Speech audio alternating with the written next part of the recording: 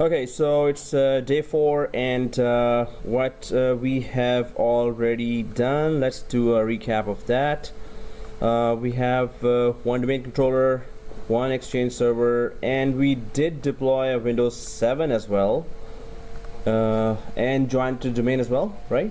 So we got server 1 as a DC, and server 02 as Exchange server.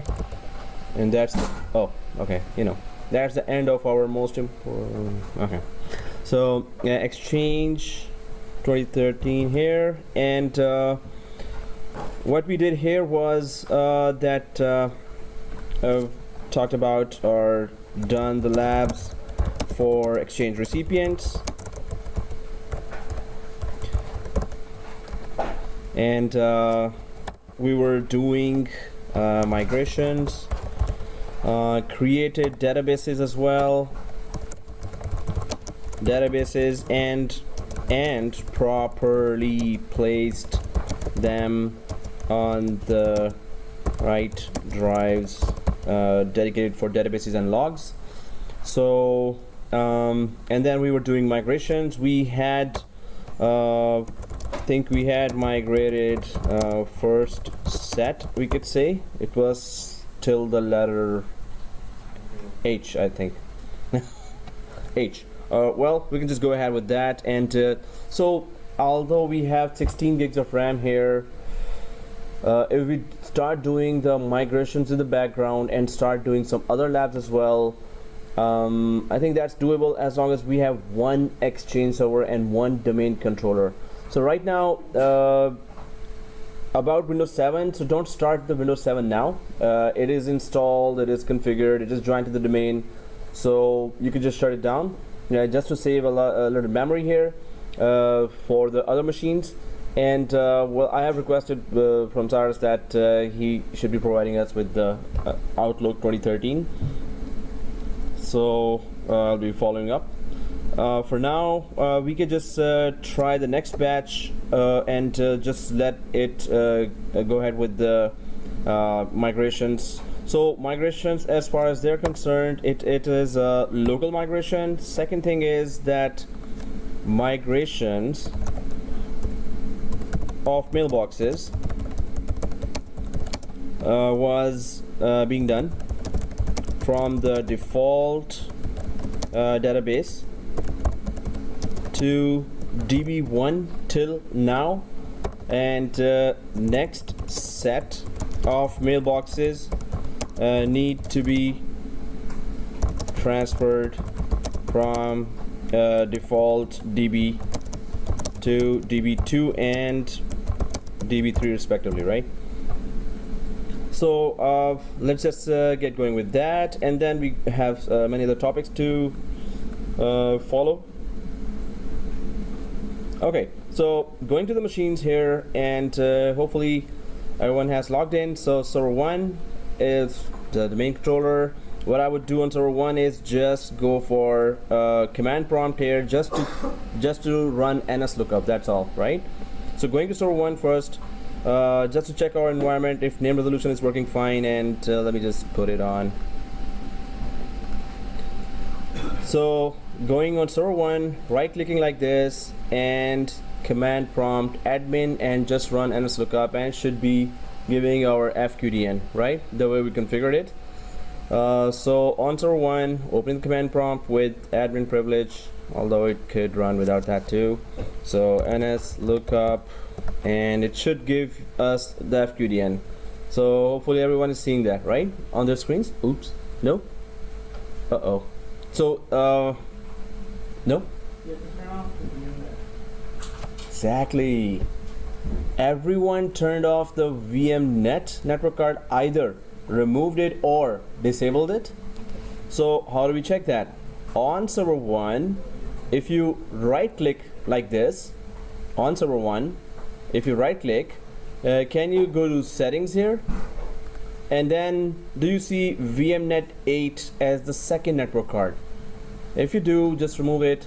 We could just add it anytime whenever we need it again, right? So if on the right clicking of server 1 and going to the settings, if you see 2 network cards, just stick to 1, right? So, and then try to run NSLOOKUP again. If it doesn't work, then you have to try the 2 commands, ipconfig flush DNS and register DNS, which we know we tried that before. And then excuse me, and then we can just make sure that NSLOOKUP is working fine, because without name resolution, of course, any of the Microsoft products won't communicate over the network, because they access each other with name by name. So if that's not showing, at least your IP address should be good, right? Because maybe you didn't follow the reverse lookup zone procedure we did, and if the IP address is okay and default server is unknown, still you need to work, but at least we can say that if IP address is okay, name resolution is okay. Name resolution is okay. If IP address is wrong, then you need to fix that, right? So okay, if the IP address is okay, go ahead. If IP address is not okay, you need to fix that and then go ahead, right? So on server 1, after checking that, let's just go to server 2 here. If this message comes, just press OK. It's just upgrading the VMware tools. So I'll have to just log in back again.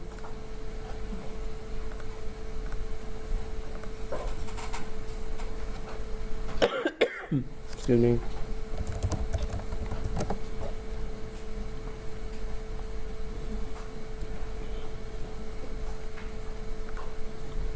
Okay, so on server 2, let's open our dashboard and also check our mail flow.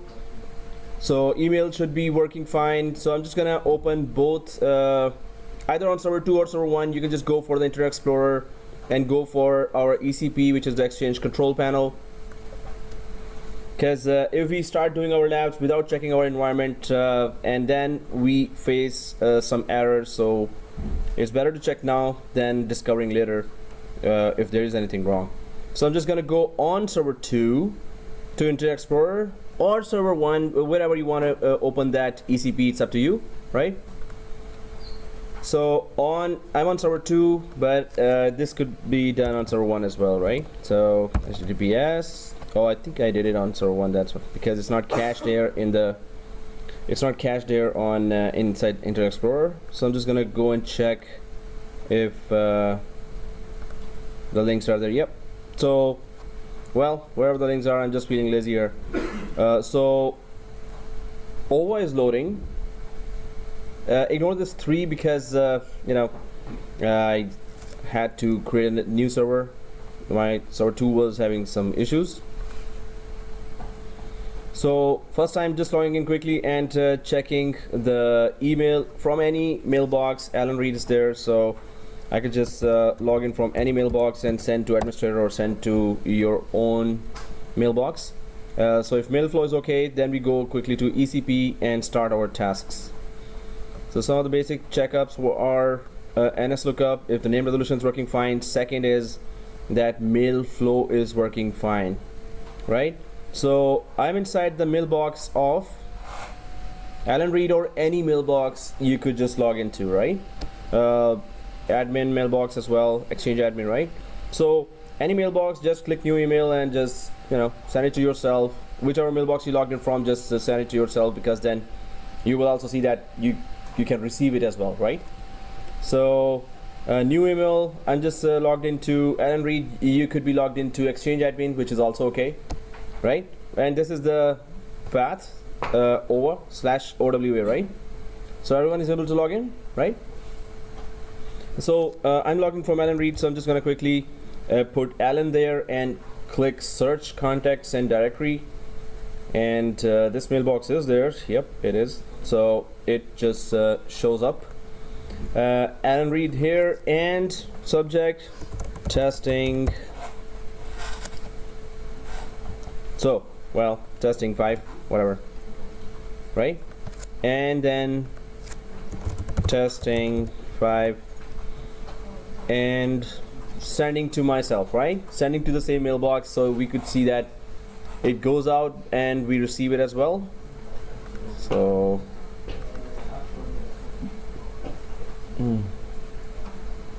yikes. Okay, there's okay, it was in draft briefly, but I received it now. So I hope everyone's mail flow is okay, email flow is okay, and you're able to send and receive to yourself or any other mailbox. You could just check that mailbox as well if it received as well. If that's okay, let's just go for our ECP, which is Exchange Control Panel. And here, so I'm just going to copy this path here and change the OVA to ECP. That's the only thing. So in your case, it's server 2-3102, right? So I'm just gonna go for the next tab here, put that here, and instead of OVA, let's just go for ECP.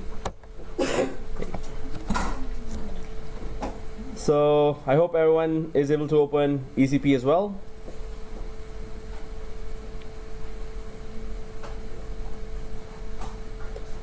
So now, well, I think it's too zoomed.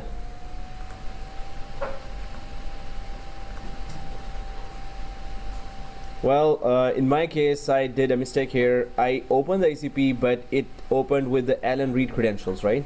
So that account has no privileges in the ECP, so it's not showing anything. So I'm just gonna log out from Alan Reed for ECP and log in from Exchange admin here.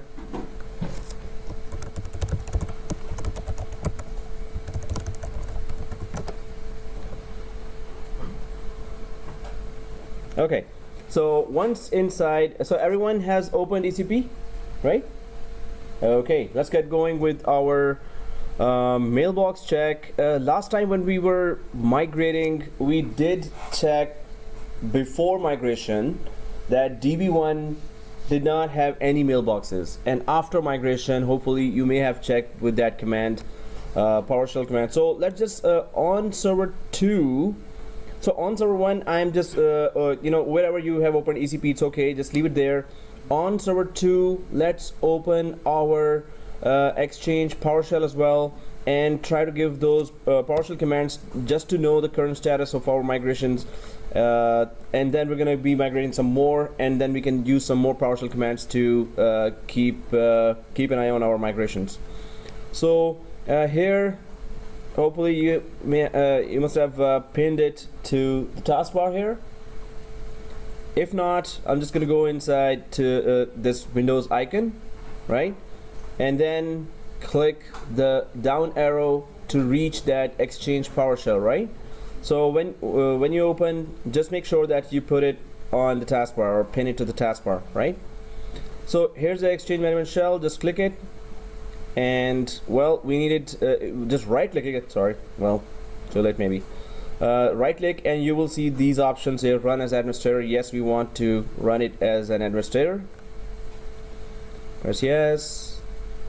While it is opening, just make sure that you right click it like this and pin it to the taskbar. It is pinned for me, that's why it's saying showing unpinned, but for you, if it is showing pinned, then just click that. So Exchange PowerShell is opening now. I hope it is opening for everyone, because if there is any communication issue or services issue, it won't. It will be giving some problem. So is it open for everyone? Okay. If we wanted to know how many databases were there, so we know that command, right? So get mailbox D and press tab to autocomplete that. Is everyone able to see that command? Oh, let me just zoom more. Okay, so get dash mailbox database. Get dash mailbox database. So it's gonna just show us the total 4 databases we have, right? Get dash mailbox database. Enter. So it is supposed to show you total 4 database, 1 default one with this name, and all the others which we created, right? So and we just wanted to revisit that command which shows us how many mailboxes in DB1, or DB1 has any mailboxes. So there was that second command, get dash mailbox and get dash mailbox database, again database, and then db1 pipe. Last time we did that and you must have repeated that, so db1 pipe and then get dash mailbox, right? So this is the command. So which database? db1, and it should have mailboxes, right? But when we go for db2 and db3, they should be empty right now. So enter. It should show us a long list of mailboxes, I guess.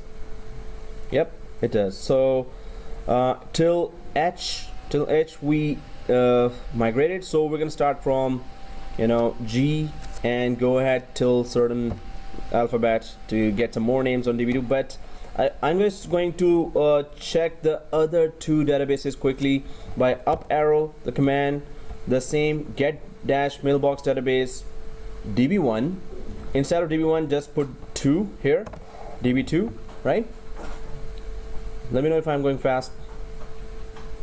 Okay, everyone's following, right? So I'm just going for db2, enter. It should be empty. It is empty. And I'm then going for db3 and enter. Should be empty as well, right? Enter. So db1 is having a lot of mailboxes. 2 and 3 are empty. Let's get going with our db2 migrations. Everyone is able to do all these tasks? Okay, silence means yes. So let's go ahead. Okay, so let's just put it on db2 now. Where do we go? Let's just minimize this Exchange PowerShell and go to our ECP, Exchange Control Panel. So minimizing that, it's on server 2. In my case, server 1 has that Internet Explorer open for the ECP. You could open it on server 2, doesn't matter, or Windows 7 if it was started or if it is started. Okay, so let's go ahead and try to see which other mailboxes are we supposed to go. So everyone in the recipients area. So in the recipients, inside the ECP, in the recipients area, let's go for migrations, right? Everyone there? Okay, so ECP and then recipients, it's already there, and migration. So when we go to migration here, let's start the second batch. That was the first batch. It is a batch name here, migration 1. So then we're gonna go for migration 2, the second batch, and then we're gonna go for certain alphabets just to while it is open here, I'm still on server 1, right? We're all on server 1 or 2, but I want to just check how many mailboxes are there left, or where can we just to see an overall picture. So I'm just gonna go for server manager on server 1 and just open Active Directory users and computers to go to Exchange users organizational unit, right? So tools, it has to be on, right? Server 1 Active Directory users and computers, just to check how many mailboxes are there, because it's a quicker view. So on server 1 Active Directory users and computers, I'm just gonna go for Exchange users, right?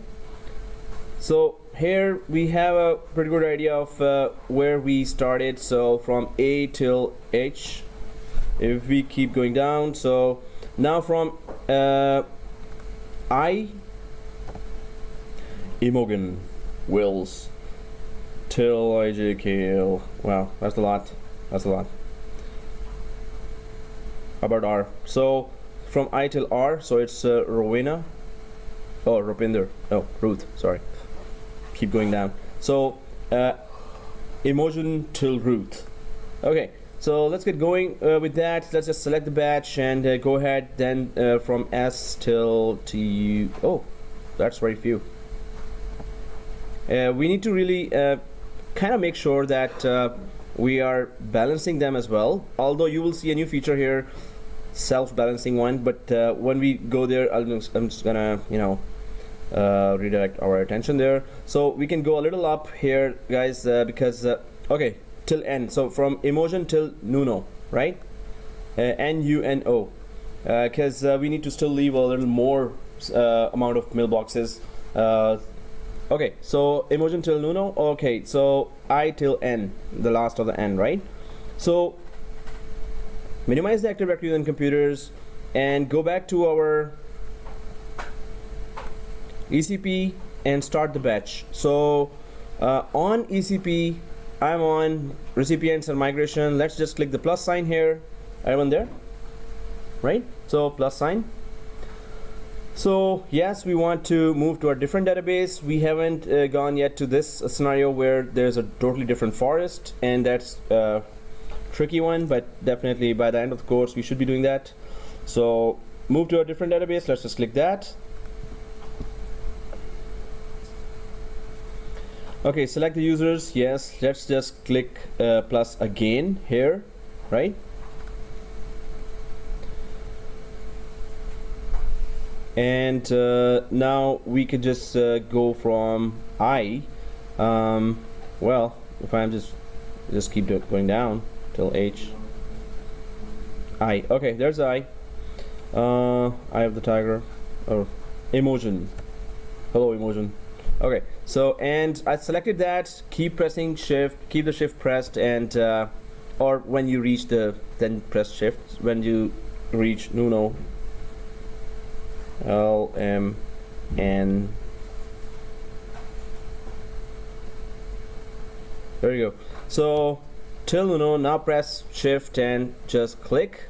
Should all be they should all be selected, and click here add. Right, once selected, just click add. Let's go ahead, and we did talk about all the options already and why we're selecting whichever options we're selecting. So let's click add, and it will add all these mailboxes here. So let's let's press OK here.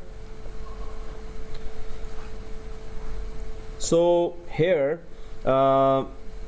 let's click next now, right? After pressing OK, let's just click next, right? So now the next screen is, yes, we can just name the batch and migration to, and again all the options, move the primary mailbox and the archive mailbox if one exists. We haven't yet created an archive mailbox. When we do, and if we do the migration again, we could just then try to check that, but right now the main option is move the primary mailbox, right? The other options are still about the archive. We don't have that, so we're just gonna ignore the other options. Target database, definitely this is most important here. Click browse, and we are going for DB2, exactly. So DB2 here, select DB2, press OK. Oh, add and press OK, sorry. DB2, add, press OK, right?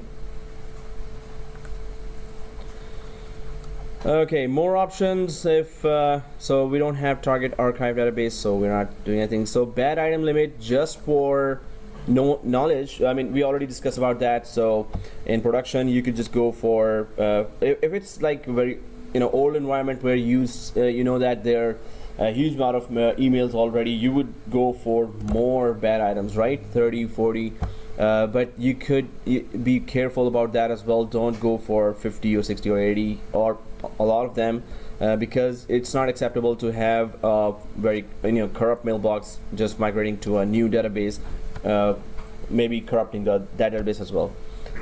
It's rare, but one time it happened that in one of my job experience, that one mailbox only took down the whole database of 2,000 other mailboxes. So, and the cause was there was one corruption in that mailbox. So we had to migrate just that mailbox and then reconnect the database again, and all users were connected back.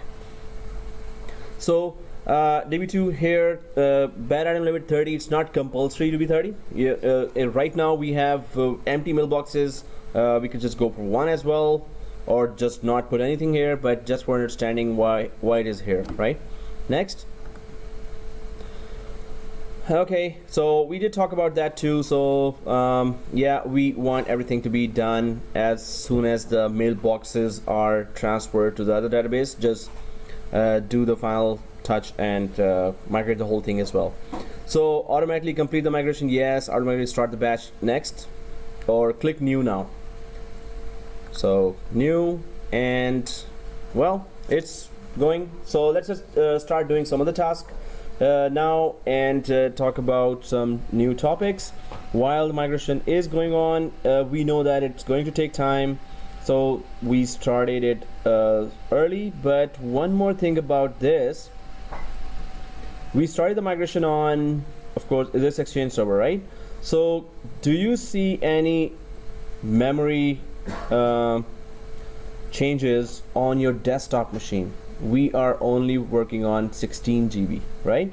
So on Task Manager for your desktop, let's just go for desktop and Task Manager here, and here performance. Yikes. So are we really reaching the top on our desktops? No, right? 48%. Oh, good. Okay. Oh yeah. So I think I put more RAM there because I'm on 73%. But nobody's above 50%, right? So you're on 50 above, but near there, right? Not like 70 or 80%. Okay, we're good. So we can do some other tasks as well while it is being done in the background, right? So okay. And we're gonna keep an eye on this, because yeah, you know, if there's no memories, the migration task will stop as well. Okay, so there are other topics here. Let's get going with those. I'm just gonna zoom it a little less because it's pretty confusing for me too, or just me. Okay, so let's just get going with some of the topics here. And so yes, we needed MS Office, and which should be connected to Exchange server, but we're still in the process of getting that. Mailbox migration, that's going on, and send and receive connectors, that is a very important topic. Then contact lists and OAB, many other topics we will be going for. So if we go back to our ECP here, Exchange Control Panel, let's start some other tasks here, or just visit some other options here. I'm on ECP, and let's go for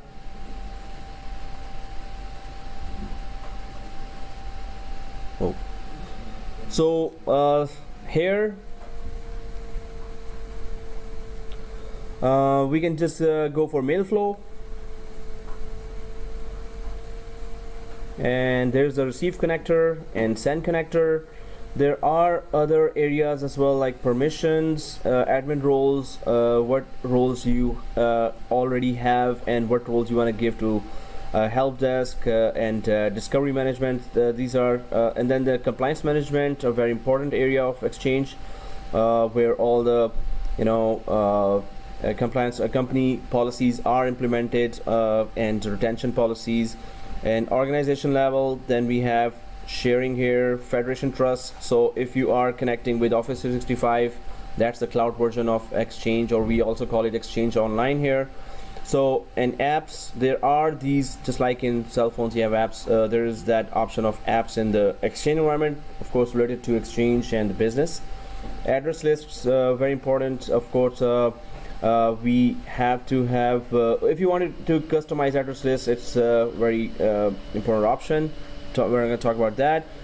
And then the protection here, malware filter, it's already there, and we will be talking about the security when security topic comes. And then there's that mail flow that for now we're talking about, and some of the options here. So there are rules for the transport of emails, delivery reports if the email was sent from one location, one mailbox to another mailbox, while whether that mailbox was in your environment, the source and the target mailbox, or if it was sent to a Gmail account or some other company mailbox.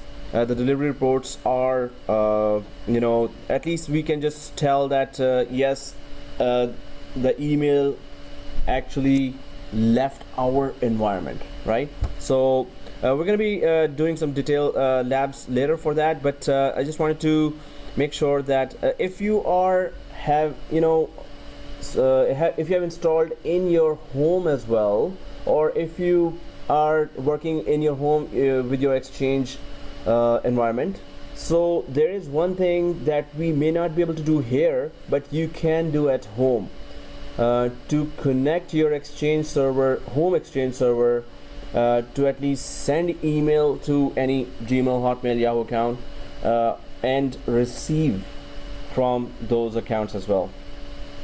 So those I would recommend that you should try that, and I'll be creating a video for you for my home setup of Exchange, so you could just follow step by step and at least send emails outside, but don't send spam. Your ISP will block you, right? They will know who sent that email. Well, anyway, so when it's our home Exchange server, you could just send any kind of email to anyone, right?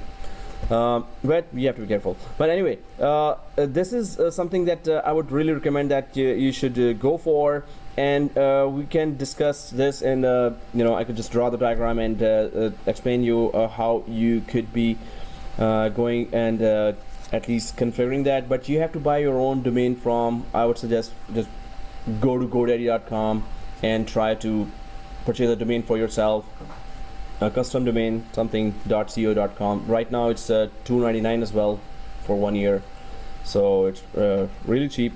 You could just go and buy that. But after that, the lab I'm going to send you, it's going to work for everyone. It did work before as well. Now, accepted domains. Now, what is accepted domains? I'm just trying to reach the receive connectors and send connectors only, but just explaining in brief what we are seeing here. So accepted domains is that which domain you want to accept the emails from. So this means that if you have bought your custom domain, maybe so your company has a custom domain on GoDaddy.com, like abc.com, suppose. So you want to accept emails from that domain, and you want to create users for that domain as well. Then you add those accepted domains here, right? That I can just accept emails from abc.com or IT something itprofessionals.com if that's your site name. So you could add here. We'll be doing all the labs here, but accepted domain just means that you can create users for that domain within your Exchange environment, right? Email address policies also are about which domain you are accepting the emails from, and then what are the policies that you should be having for those domains, custom domains, which you buy from outside those domains.com or GoDaddy.com or any other host. So but we're just going for send connectors and receive connectors. So just click for send connectors first. Now if we have a proper internet connection and our ISP has allowed the email going from any of our local Exchange environment, then the send connector works. That's why I'm suggesting that you could just try that at home. If your internet connection and the IP addressing is good, you should be able to, after just going through this send connector wizard, you should be able to at least send email to any account, Gmail account or Hotmail account, right? And if you do that and test that, and your test is successful, try to send that email to my George Brown email as well, right? Just checking who did that. But anyway, it's so easy. I mean, it's supposed to be so easy. Here, maybe not, because maybe the ISP will block. But there, at home, I don't think it will block. But Rogers, maybe Rogers won't let you send email. Anyway, you can try. I have Rogers, I will try that too. Okay, so first of all, what's the plan here? I'm just going to draw that quickly here. If you're testing your Exchange server at home, there's this domain controller, and then there's that Exchange server here, and you are connected to your DSL router here, and then to the ISP. Well, I needed a cloud, but I think this will do. So This is your DC and this is your Exchange server. So your Exchange server network card IP address, right now what we are giving, you have to give it a little different. It's better if you catch that IP address from the DHCP of your DSL router at home. So if your IP address at home network address range is 192.168, 1 dot something, so you could be, instead of having static IP here, you could just catch an IP address from here in your DSL, right? So this means that as soon as you remove your static IP here, you should be getting some IP from your DSL router, and that is also possible only when you are on bridged network here, right? So on your virtual machine, if you go, your VMnet setting is on bridged, so then you will be able to connect, get your IP. So you can just put those machines on bridged. So when you get that IP, make sure that your local DNS is also accepting that, right? So I'm just gonna put that IP detail here, so you could just try at home as well. But this is going to give you a very good experience of how to connect Exchange to the outside world. 192.168.200 dot maybe you get 32 or 33. Make sure no other device get that. What I also did at home, or the previous experiment I did when I was connected to another ISP, I also went inside my DSL router and just unchecked the DHCP. But that's a hassle, because then all the devices you have to give static IP then, right? Statically you have to connect to your TV is getting that, or your cell phones are getting that. But after they got it, then I disabled the DHCP. But still, once you disable DHCP, then just give all the proper subnet mask, gateway and DNS, if you know. But if you want to go easy on this, so you can just get the IP from DHCP just to check your send connector if it works or not, right? So the main thing here is that there is the DNS, there is the Windows DNS here, and then there is that your DSL router DNS, right? So you have to make sure that they are not conflicting with each other, right? So when you get an IP for your DC, just make sure that your IPs of these machines are not conflicting with any of the home devices here, right? So if this is 33, and hopefully you don't have 33 devices there at home, so well, you may have if you have a party. So 192.168.200, well, it could not be 200, it could be something, one at your home, right? So when you get an IP here, maybe 32 and 33, then try to make sure your local DNS is having the correct records for your server 01 and server 02. The records should be exactly as the IP received here. So you should change your A records, right? Change your A records. So I'm going to go with the send connector wizard now, and I will try to explain you some more that what's going on here and what options you should be selecting at home. But local DNS, when you open for this server one, make sure the A records for DC and Exchange server are showing whatever the new IP you got from there, and no other device is conflicting with your these devices, these virtual machines, and they should be both on bridged to connect to the local network and get the IP from a DSL. If you do that, then run your send connector wizard. Let's do that now, right? All we needed to do was, if we are properly connected to internet, right? Here it's risky. I would suggest let's not try that here, because we have a department here, right? They have firewalls there, and you could get in trouble. So let's not do that here, and it's not going to be possible here as well, because we have a private IP here. We are connected to our VMnet right now. We could go to bridge, Don't do that, because if you put your server 1 to bridge, it has its own DHCP right now, and we have a DHCP from DSL as well, right? So our DHCP will start giving IP address to all other desktop machines, right? So it's not a good idea to experiment this here.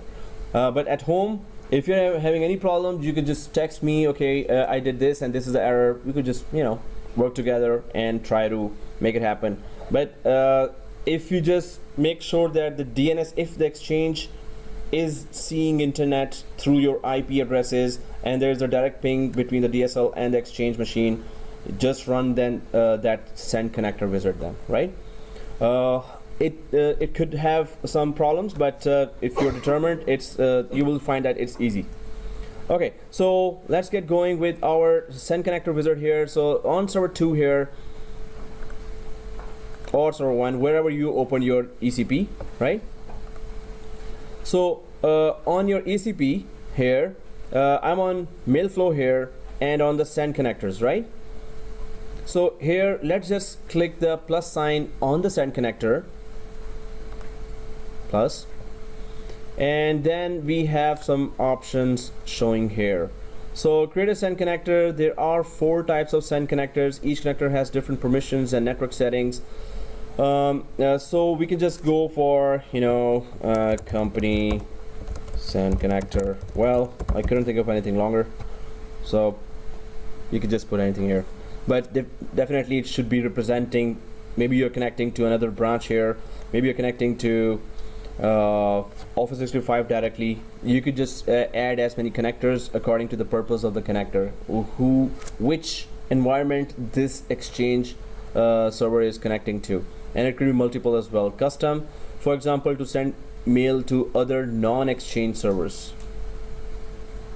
Do you know of any non-exchange servers that are messaging servers? Lotus Notes, any other servers, right? They are sending emails as well, right? Or some other servers that are receiving emails. Well, messaging servers only receive emails.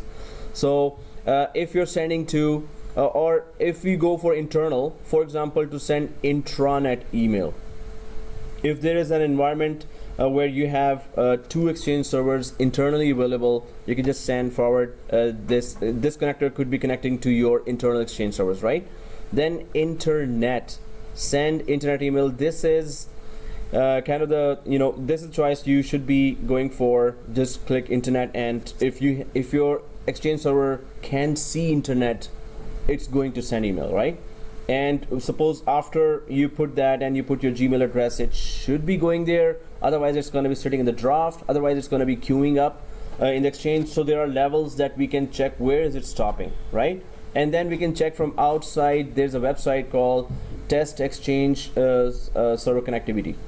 2ndExchange. So we're going to go there as well. It's going to give you a view of can that site from outside see your exchange server or not, right?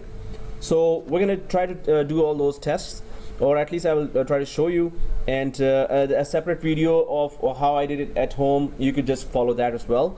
So partner, for example, to route mail to trusted third-party servers here, it would be again another company exchange servers or another branch exchange servers that you have, and you could just send that email to that as well. But we're going to go with the slide and see some more options and scenarios here. Let's just click the internet here and named it like that, and next, right? So at home, yes, go for internet connection, right? Internet. Next. Now MX record associated with the recipient domain or route mail through smart host. Smart host would be your ISP, DNS that you can give there, and or smart host could be your DNS locally available either, or smart host could be, mostly it is the DNS of the ISP, right? But if ISP allows you, and ISP will only allow you if you're a commercial entity and you call your ISP, it's better to tell your ISP what is your reverse lookup zone IP as well, or for your exchange or for your firewall, right? Through your firewall, how the mail is routing there. So when you put smart host, it's ISP DNS. Just ask your ISP DNS, and they will tell you, because you are paying them, right? So they will be telling you. Or it could be any other Exchange server that is directly connected to your internet connection, right? So if we are going for a diagram here, I'm just gonna put that diagram here for the send connector. If the smart host could be your perimeter server here, or smart host could be the DNS of your ISP as well. So from here you could connect to the perimeter, or it is inside the DMZ. I think we all know that what is DMZ. DMZ is that there's a firewall inside for inside protection, and there's a firewall for outside attack protection, right? So the servers that are put in between the two firewalls, they are taking all the traffic from outside as well as inside. So you could just put that smart host, which is a device that is facing the internet or WAN directly, right? So through that it could be routed to your internet. So we can just go for wrong server. So we can just go for our MX record associated with the recipient domain. So this is it is going to be discovered by the DNS server outside in the internet. That suppose you're putting the Gmail account here after you are done with that, right? So it will then go through the DNS and find where the Gmail account is, who is hosting the Gmail, and then the actual mailbox of the Gmail is going to go and find that itself, right? So there is that MX record here. Are we able to go next with that, or we can just select the smart host and select any of the IP address that we give here, right? See this, myhost.contoso.com, or any IP address that is just pushing your email forward to the next hop, which is normally the ISP or the server that is on the perimeter right now, right? But we don't have that, so we can try this still by giving a next hop IP, but we can just go ahead and try to click next here. So here, yeah, no there's the default options here, right? Next, here it says the address space, which specific addresses you want to send email, or which specific domains you want to send email to. We want to send to everyone, right? So when we want to send everyone, we can just put star there, or asterisk, right? So we could just click plus here, and either you're sending it to a very specific domain or domains, or we are sending to this guy, asterisk, right?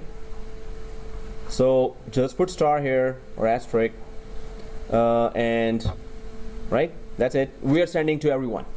That's the purpose of that. On internet, yes, either Gmail, Yahoo, Hotmail, wherever, right? So, and the cost, the priority. If you have more than one Exchange server, this Exchange server has a priority, or maybe if you put two and the other one has a priority to send email outside through that Exchange server. But we just have one, so we're not changing the cost here. Okay, so FQDN star SMTP, yes. What's the port related to SMTP? We all know that, right? Port number 110 for SMTP. Okay, port 23.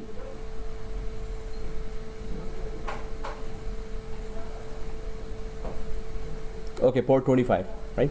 So SMTP, it is port 25 for sending and receiving emails. If your firewall in your company blocks port 25, you cannot send email or receive email, right? That port on the firewall has to be open, right? Same for telnet, same for Active Directory. If you want to access Active Directory and the firewall blocks 389 port, 389, so you cannot access Active Directory. For DNS 53 or 52, right? For FTP it's port 21. So if you block these ports, those applications will stop communicating, right? So we should be knowing that before we go for an interview. Okay, so let's get going with our setting here. So yes, we want to send everyone if our DNS is okay and ISP is okay with the port 25 traffic from your DSL router, which should be, then we can go ahead. So click save here. Everyone click save. Scoped send connector just means that if you have a scope, you have certain number of domains that you want to send that email to, then you can just put that. Right now we want to just send it to all. Next.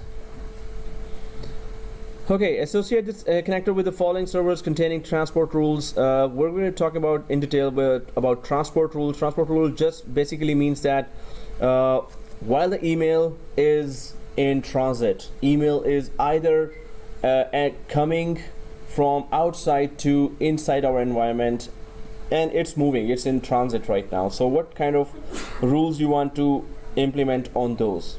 Or if you have just sent the email and it is moving, it is in transit, and it is about to reach the end of our galaxy, our perimeter network. So what transport rules you want to apply during its movement within your Exchange environment, right? So we're going to be talking, there are so many of those, we're going to be talking in detail later. Okay, there is that edge transport server that we did talk about before, but briefly here, right now we don't have an edge transport server. But what is edge transport server? The one I created on the perimeter network. So edge transport server is always on the the front of it's just taking all the traffic from outside, right? So it's kind of a security guard, especially for Exchange environment, edge transport server, and you could just and we're going to be installing that soon, or maybe today, but right now we don't even have our second Exchange server. So edge transport server here actually takes all the traffic through that edge transport server. The traffic leaves the network Exchange environment, and through that edge transport server, traffic is received in the environment if you choose to add edge transport server as the one that sends and receives the traffic finally, right?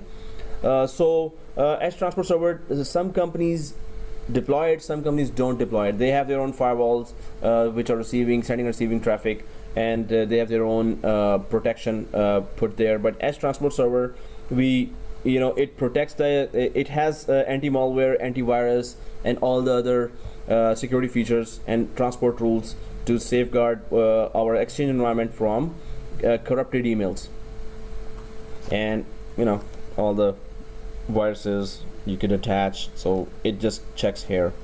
So we have edge transport server? Yes, we have, right? In our environment, right? No, we don't. Okay, so we don't have edge transport server, right? Hey, you were supposed to say that. Okay, anyway, so let's just get going. And here, do we have edge? So associate this connector with the following servers containing transport rules. You can also add edge subscriptions to this. So which server is responsible for sending the emails right now? In our case, there's only one server right now, right? But if we had edge transport server, we could have put that name of that server in here for that. So if we click plus here, what do we see here? We only see one server having the mailbox role and the client access server role, and those those two roles have the transport services also installed, which are responsible for sending and receiving emails, right? So it is asking, if you have an edge transport server, you could just put that there. If you don't, then whichever server is now sending and receiving emails, or following servers containing transport rules. Transport rules are only with those servers who are responsible, who have the services that are responsible for sending or receiving emails, right?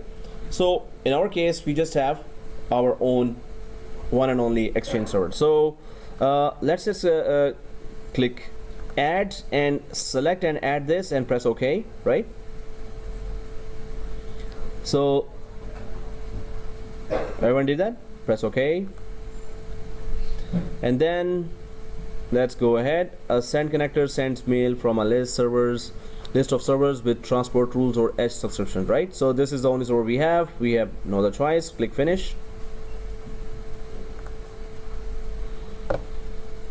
So we have created a send connector, but here, you know, if we don't do anything else now and our DNS settings are okay, if we can reach internet from here properly, right now if we add the VMnet 8 network card, it is having its own set of IP addresses which Exchange does not recognize, right? So we should have one network card, and that network card should be connecting to Exchange internal mail flow, as well as it should be connected to outside internet as well, right? So one network card that has an IP address that connects to internet, not two network cards, which is the case we have here, right? And how do we get one network card to connect to local environment and outside world? We grab that IP address from our DSL router at home, right? Here, if we grab that, this is very risky. It might disrupt our, you know, local environment here, and they might just shut down our course. Oh, okay, that was too far. Yeah. Can you start the third migration with the second step? Second is done for everyone. Did you check that? So let's check it out. So we could just run that command. What was the command for that? Anyone remembers? There was new move request, right? So if we go to the PowerShell here, oh, I have to just put that. So PowerShell, what was the command here? New dash move, and if I put R and press tab, does it? Yep. That was a new move request, right? Sorry, the get move request. So it was, instead of new, if you go for get. So get move request, enter, completed. Go, good. So we're good. So the command was this, right? Get dash move request. So it shows that all the mailboxes are completed, right? So if I go way up,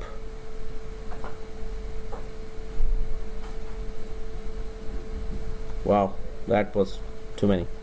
Oh, I think DB1 list was also here. Should be seeing on my left side. Or not. Okay. So get dash move request. Everyone's migration is completed, right?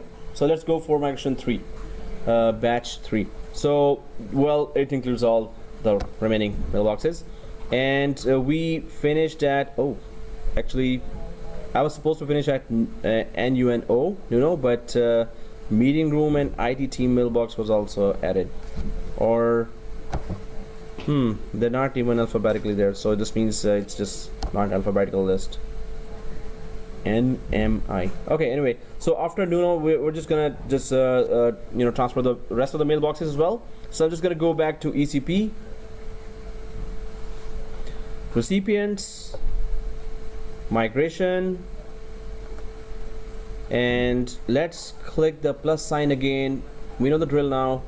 So plus, move to a different database, right? Move to a different database. In recipients, migration, move to a different database, and then just go ahead and select the rest of them. Select the users that you want to move, plus sign here as well, right? Select the users that you want to move, plus sign, and then we go way down and start selecting after Nuno, so till the last mailbox, right? Oh, IT mailbox was, so NUNO LMN.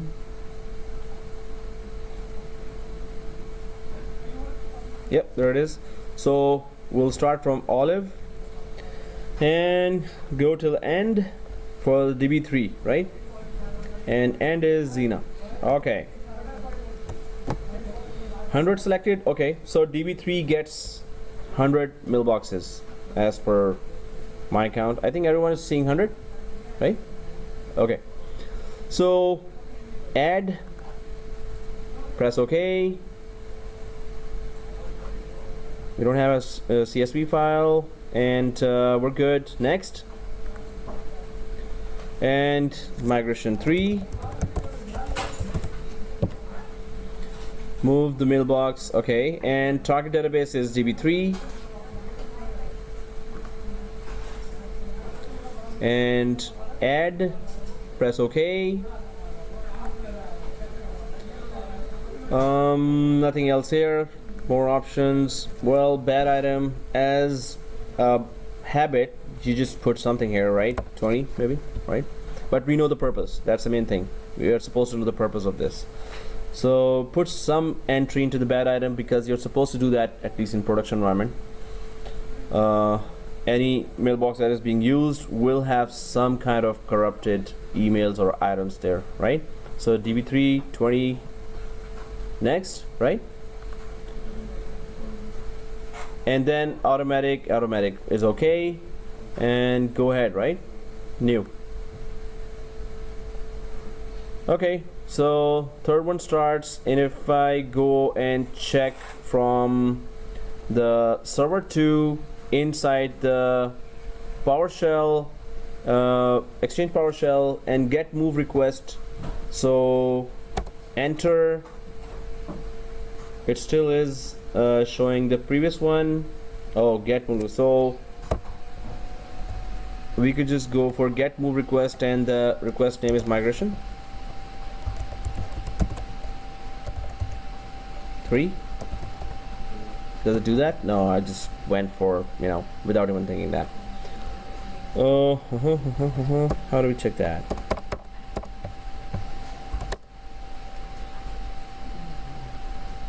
Oh, we have to remove this batch now from there in the ECP, and then we can see the new batch, right? So the previous migration 2 information is still there, right? So that's what the get is just getting the latest information right now. So I'm just gonna go to server 1 here, just check what is it showing in the migration. Oh, okay, refresh. So I'm on the recipients and migration. Yeah.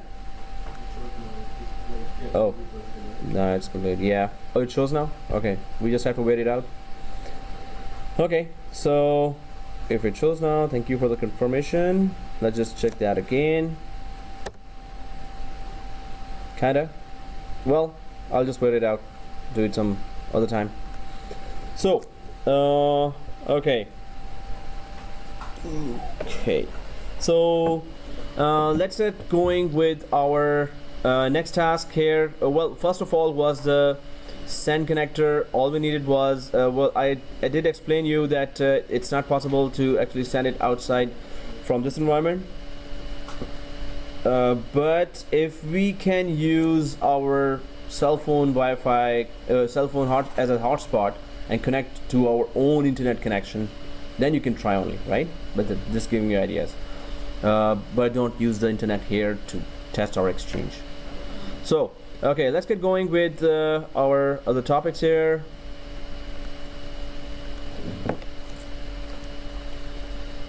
Okay. Okay guys, so we haven't yet deployed our third Exchange server while the migration task is going on, and it seems like we are okay.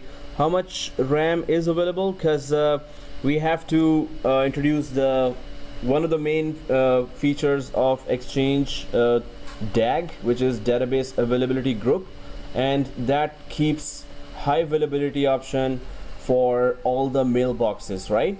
And even if we crash our one database, the other database will automatically just keep the mailboxes up and running with redirection of all the current end user connections as well. So users will never know that our database actually crashed, because there will be a copy that will be activated right away then and there, and that copy is always updated down to the last second, right? Or, well, it tries to, but we can talk about and see the details of that as well, but we still have to introduce one more Exchange server here just to get our hands on the high availability skills of Exchange, especially on the database level, because we already have properly deployed databases. So while this machine will be deployed and Exchange will be installed with PowerShell, we're going to be doing some more of the labs here. So migration is going on in the background, but because those mailboxes are empty, so it's not taking any RAM there, right? So let's go ahead and try to, so what's the plan here? If I go back to my diagram here, we have one domain controller, one Exchange server. Just like in SQL class, we had 2 SQL servers. It's also as important here as well. In fact, more important here. Well, SQL and Exchange both are very critical servers in any environment. So while the migration is going on, what we can do is we can take that time to get our other server up and running, server 2 and server 3.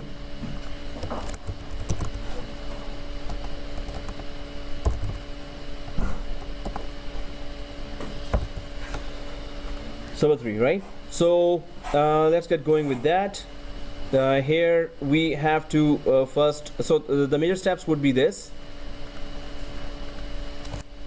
clone new machine,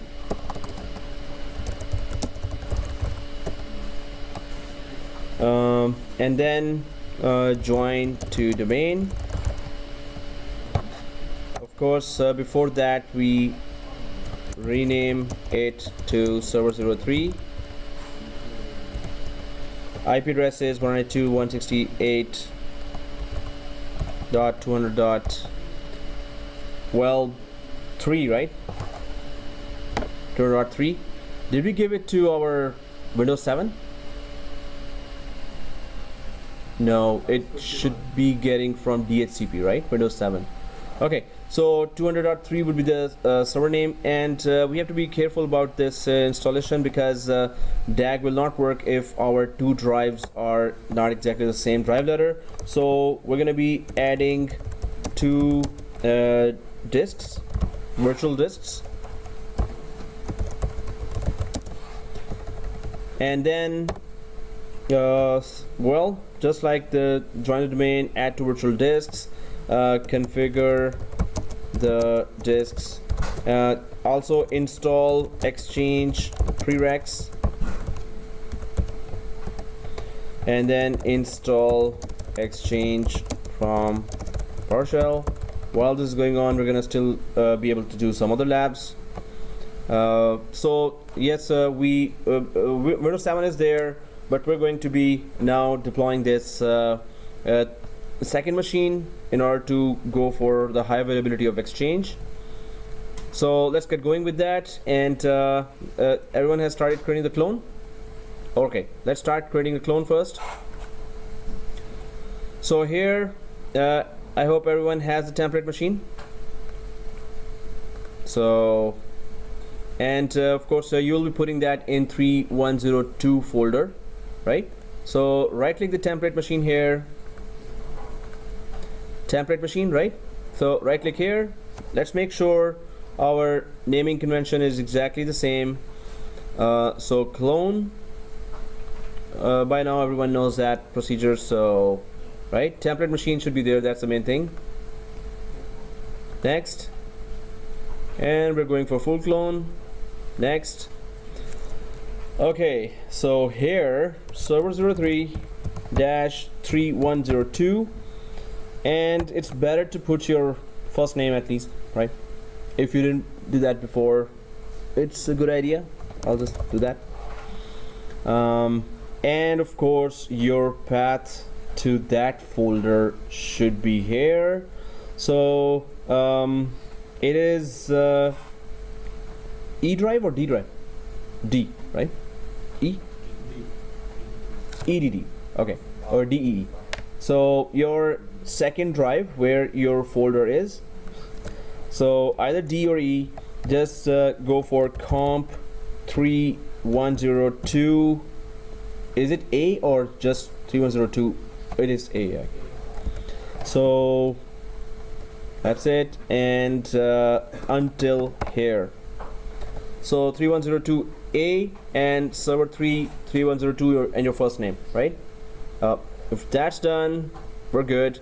I hope that's the correct path I have as well. Yeah, I have the correct path here. You just confirm that. Yep. So I already named it like that. So just ignore my naming convention, but you're just going for 3. I have 3 and I have to go for 4. Okay. Okay. So it's 3 and exact path here. Click finish and start the clone.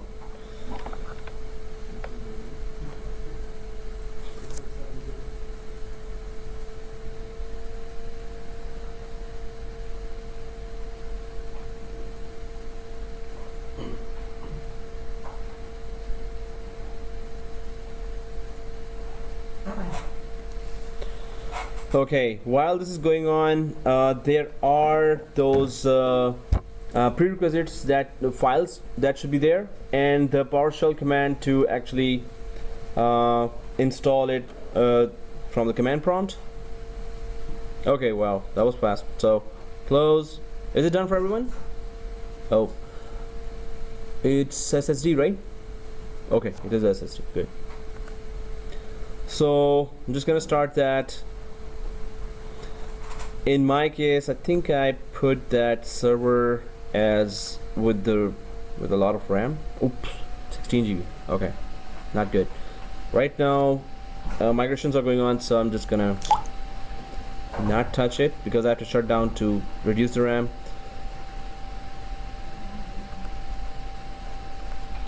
So make sure your Windows 7 is not turned on right now.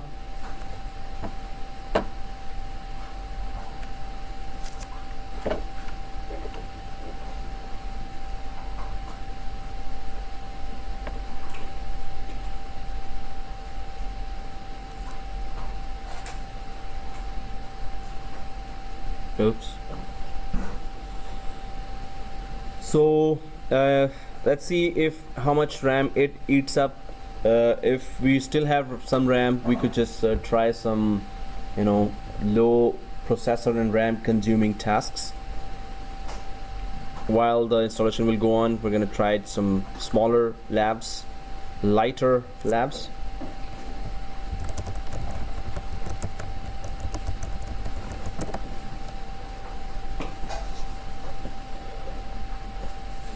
Okay, the password, class password given,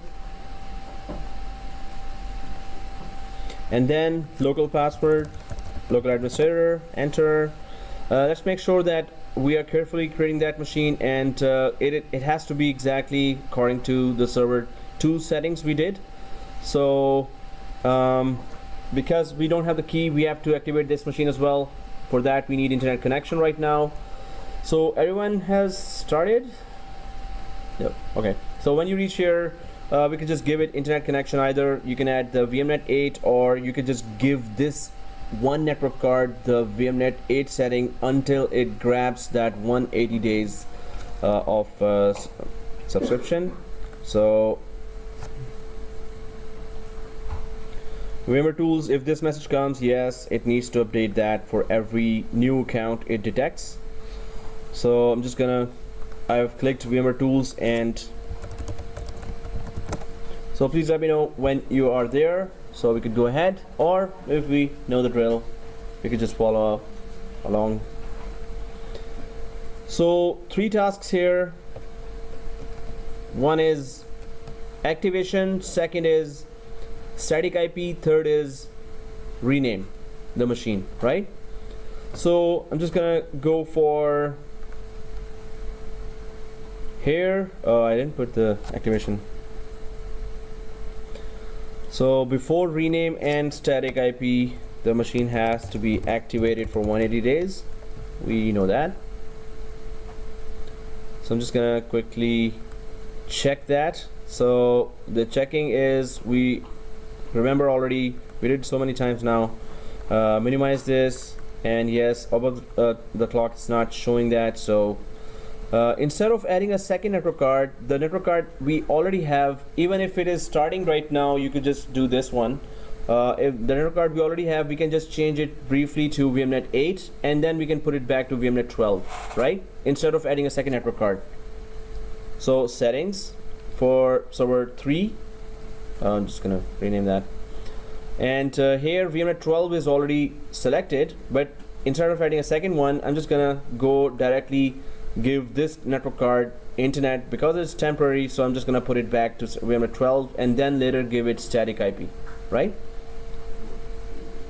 Well, it is 3, but yeah, you're saying the 4 error, right? So if you're getting confused, guys, this is 3. Oh, the RAM. Okay. Yeah, RAM is 4. Yeah. Okay. Well, if it gets internet, just yep, it's getting internet. So if this bar comes, press yes, and refresh in. Yep. So once you get this 180 days, let's just go ahead and change it back to VMnet 12 and give it static IP, which is 200.3. So if you get 180 days like this, then we're just going for, let me know if anyone wants me to repeat any steps, otherwise I'm going ahead, right? So server 4, I'm just going back to server 4. I briefly changed the VMnet setting to VMnet 8 to get internet and get it activated. It is done. I no longer need the VMnet 8, so I'm just gonna put it back to VMnet 12. And now put the static IP to this network card after the machine has been activated, right? This is kind of a shortcut. Press OK. So once VMnet 12 is there, we could just go to local server here. First change the static IP, then we rename and restart. So static IP.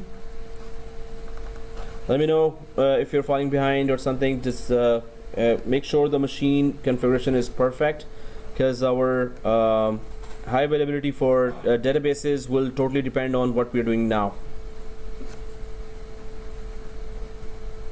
Even if the drive letter is different, there it is EF and here we have GH, then DAG will not work. It needs exact same drive letters. So properties, uncheck v6, double click v4, use the following IP address. In your case it's 3, in my case it's 4. So let's be sharp, not be confused, and in your case it is 3. 50 is our gateway and our DNS is 1. So just go for 3. In my case it is 4, in your case it is 3.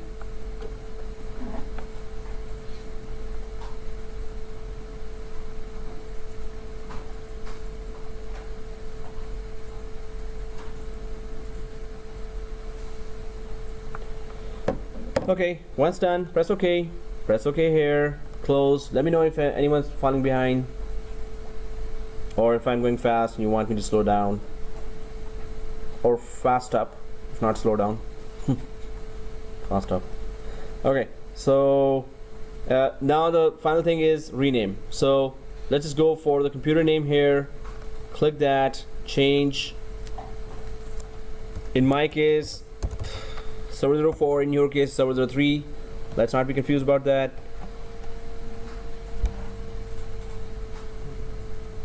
So clicking that name, press OK, restart.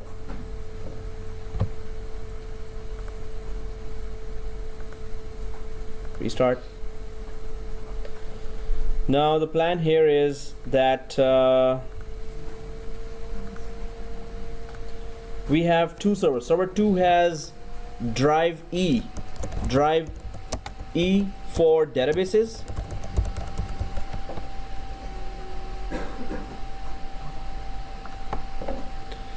and drive F for logs. So it has to be exactly the same here as well. Server 3. When we add the drive, we're going to make sure. So what's remaining here is join to domain, exchange prereqs, installation of 2ndExchange to the same environment,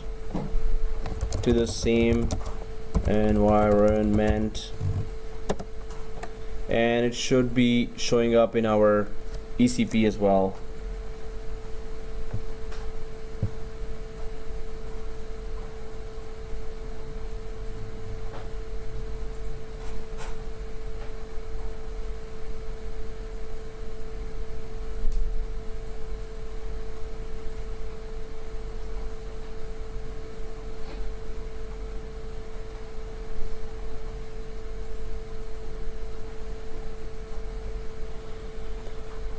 Oh man, sorry guys, it's just a small text I have to.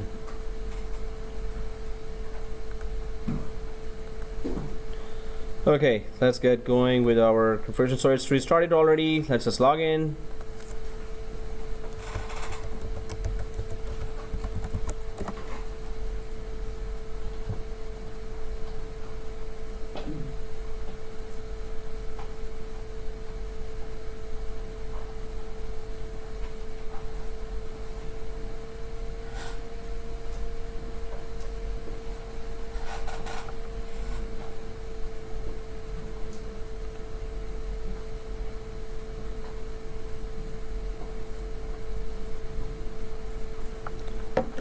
Okay, so once it's there, I'm just going for local server and joining to domain.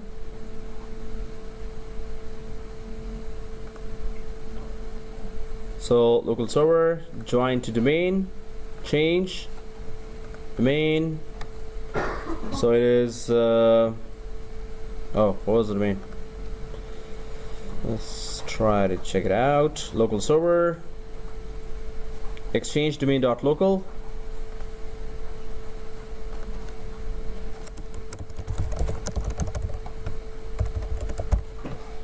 Exchange domain.local, right? Enter exchange admin and the class password and restart.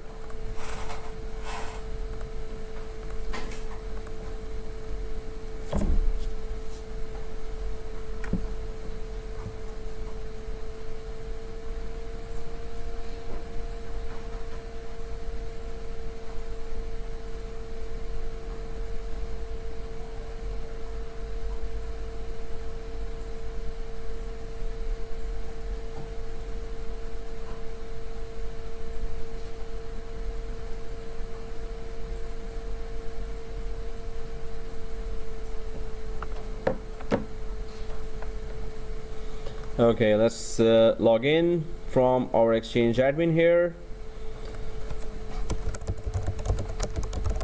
I guess you guys are ahead of me here. Everyone on this screen like joined to domain already, right? Okay. Oh, really, K? Well, oh, kind of K. So, oops. Okay, so what is the password?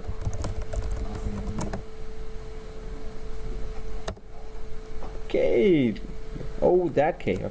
Thank you. Exchanged. So exchanged. I instead of D. Thank you. So the prerequisites. Everyone kind of there? Kinda? Okay. So serious. Oh guys, need to really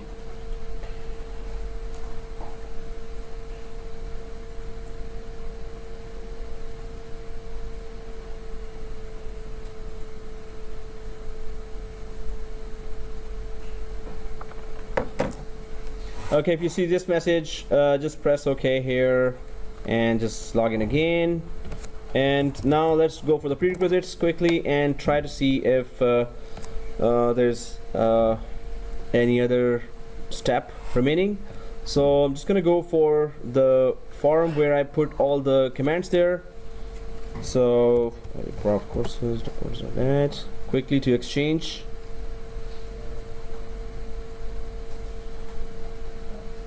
Exchange server stuff 2013.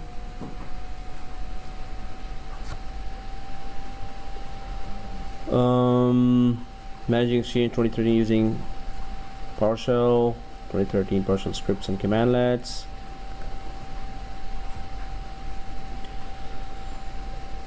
The trial MS Office is like 3 days, right? If we wanted to just download the trial MS Office. Then you can get that lead from online. It's 30 days. Oh, okay. 30 days. 30 days. For project and visual trial key. Where do you get the trial key? From the same installation? Sorry? From the same download from Microsoft site? No, it's like forums for. Oh. Okay, that's trial, right? Not like permanent. Okay. 30 days. Oh. Hey, you have that? Well, everyone should be separate. You know, trial, you don't have to be separate key. It could be just one key as well, right? Well, if you get that, you can just share in the group, right? We could just deploy it to 2013 faster. Okay, Exchange 2013 step by step. So I'm just gonna send those steps here. The scripts. Prerequisites. Okay, so prereq, maybe we have that or not. So I'm just gonna send to your email. I did send that before, so you may have it, but I'm just gonna send that quickly again. This big script that kind of did not work before. Also, guys, these 3 things. We do need the unified communication. So unified communication here. But it's better to just download them all. I'm just gonna send those links as well, but we can download these 2 filter packs later as well, right? But unified communication, last time also we downloaded that. We had to download, so I'm just gonna try to give either you the link or we could just download directly from internet. So we will require now internet for this particular Exchange server, and I'm just copying this whole thing there or that page, so you could just read all the information as well.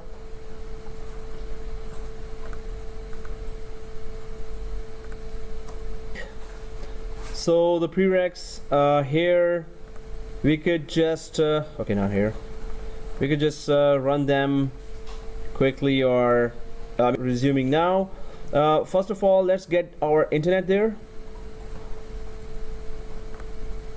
So I'm just gonna add on server 3, right click and add the second network card with VMnet 8 setting. So server 3, well, it looks for, let me just change that so nobody's confused. Okay.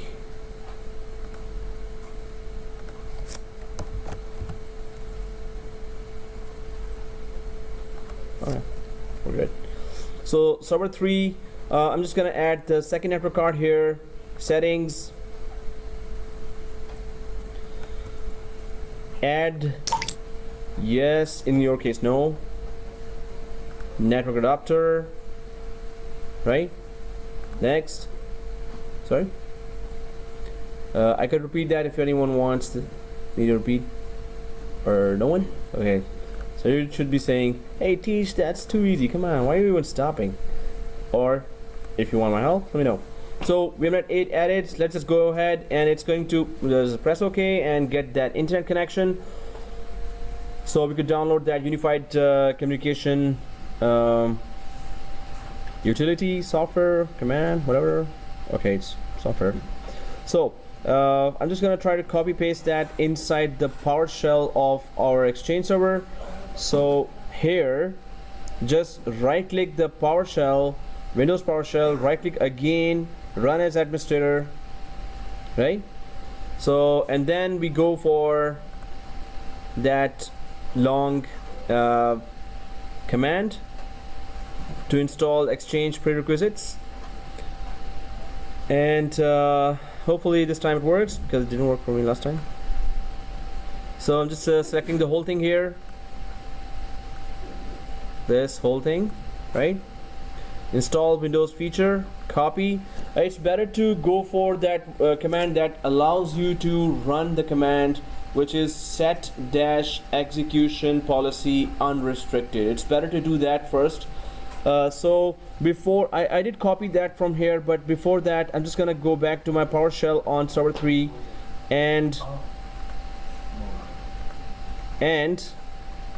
run that command, that is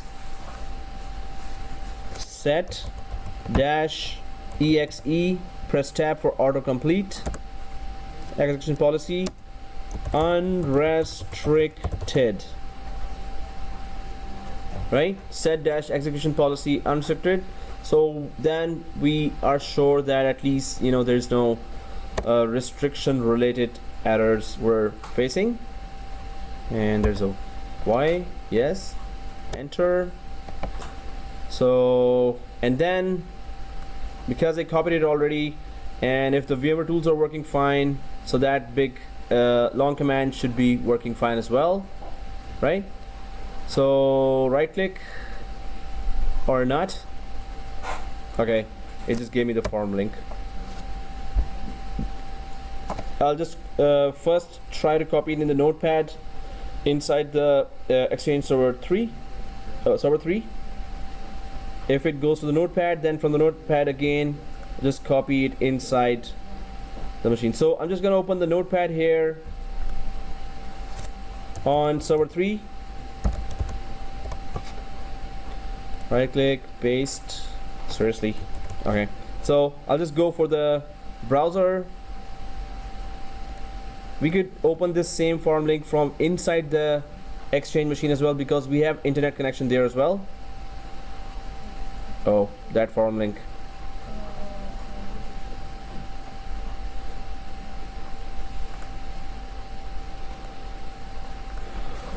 Oh, okay. So that form link is there. Well, I'm just gonna put it inside the Internet Explorer here.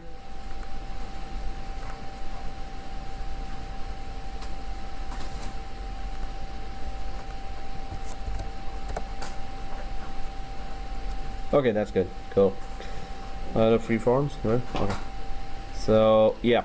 So from within the Exchange server, because we have internet connection now, we can just copy the whole thing from there, right? From within the Exchange server, just get that link, copy that URL that I sent you in the email, right? This one, editprocourses.boards.net, and then just go for the PowerShell here. Let me know if anyone is falling behind or stuck. Okay, there you go. So command is running now. Anyone having issues, problems, need help? That's too easy, right? Okay.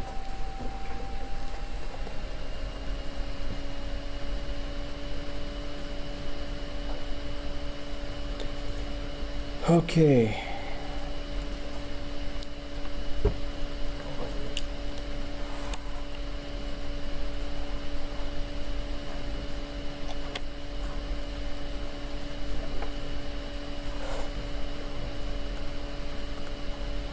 So it's a second Exchange server. It's supposed to be a little different. It's supposed to automatically detect our Exchange organization when we are deploying the second Exchange server. We have to be careful.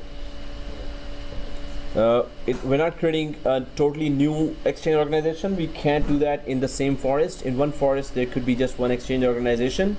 So the second Exchange server is supposed to join our current Exchange organization. It should automatically detect that once we see that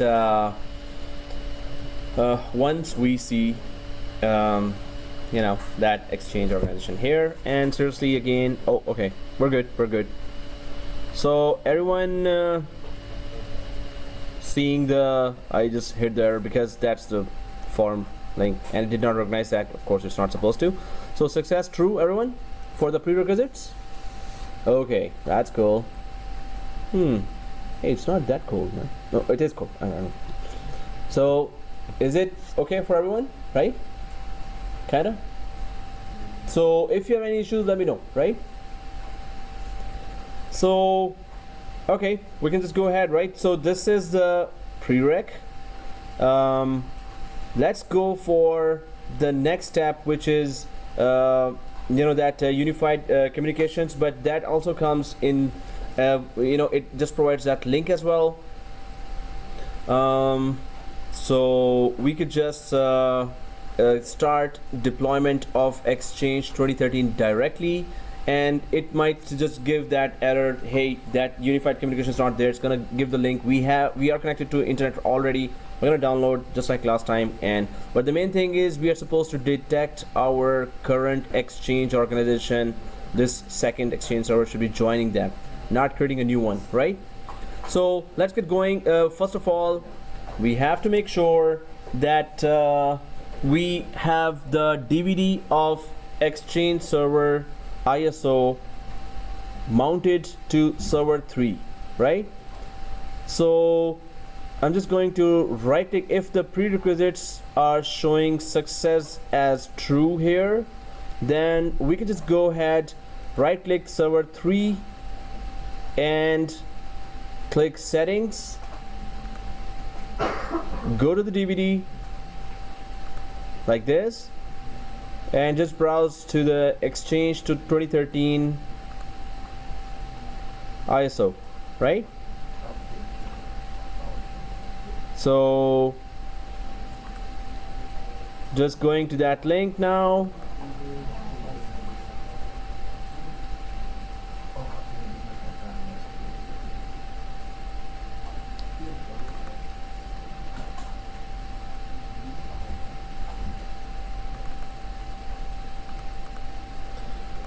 There's the ISO.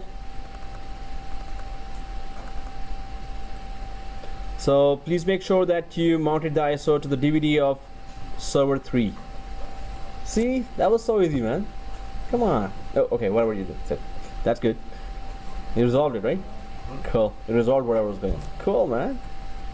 Good T-shoot. So press OK.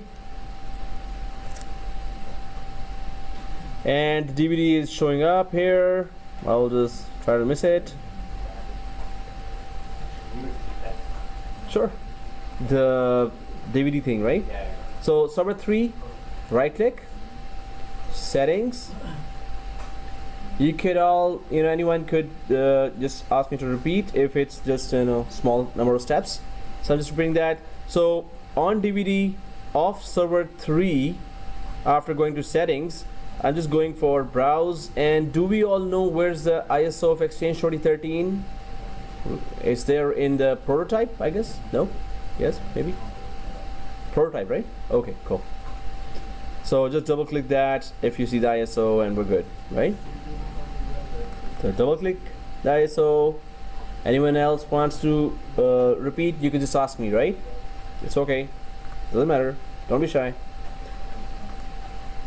So if the DVD has been mounted to the Exchange 2013, guys, this installation I wanted to do with PowerShell, but it has to join. We have to make sure it is joining our current organization. It should be detecting that automatically.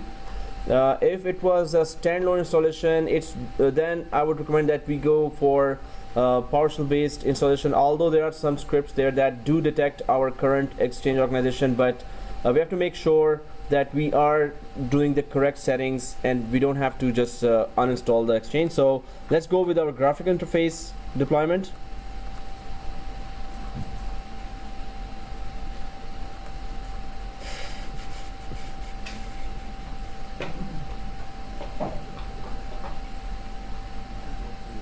Okay, so let's get going with that because then we can just during the session we can have a break as well, and then we can by the end of the break, that's longer, right? So we can just still do some other smaller, lighter labs. Okay, so let's get started with that on server 3 here. Everyone on server 3. So let's get going and open our file explorer or the yellow folder, right? And we see a DVD of Exchange 2013 like this, right? So double click that. The setup.exe is there, right? So press yes. And you should all be on this page, right? Just make sure you're not creating a new organization, Exchange organization. It has to be joining our current Exchange organization. Make sure. So let's go together, right? And this Exchange server is going to detect our new Exchange organization through Active Directory because it's connected there. The server is joined.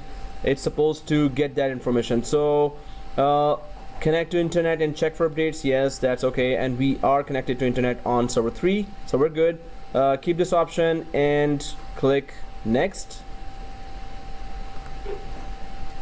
No updates found. Click next to continue with setup, right? So everyone there, right? Cool. Next. Setup needs to copy files that are required to install Exchange server. Copying files.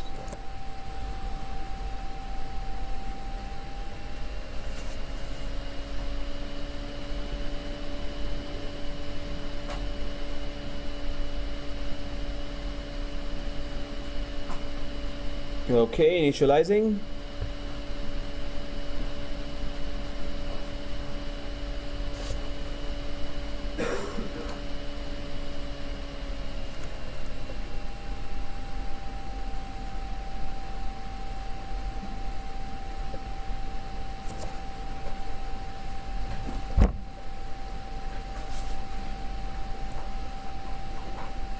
Oops, still initializing. Okay. So the welcome screen here, yeah, nothing technical here, just introduction, right? So next, have we all reached there, right? Oh, already, okay. That's not fair. Okay. So I accept the terms, accept the license agreement, next. Okay, use recommended settings or do not use. Well, Exchange server will automatically check online for solutions when encountering errors and provide usage feedback to Microsoft to help improve. Are we using, this is an eval version, right? I'll configure these settings after installations. No, it's okay. Use recommended settings. Next, because we're not putting using our keys, so we're good. Okay, select Exchange server roles you want to install. Yes, mailbox, CAS, and that's it. And automatically install Windows Server roles and features that are required to install Exchange server. We're good, right? So yes, we need mailbox server role because the 2 mailbox server roles can host the databases for Exchange, right? So yep, we need that, and CAS role as well if one Exchange is down. So the other CAS will help connect all the clients through that to the mailboxes if the mailboxes are also, you know, highly available through the feature called DAG or database availability groups. So we're good. Next. Yes, the path right now is the same. It's okay. Next. Malware scanning, no, it's okay. Do scan, please. So we're gonna keep the defaults. Next. Prereqs, okay. I think we are going to see some warnings and errors.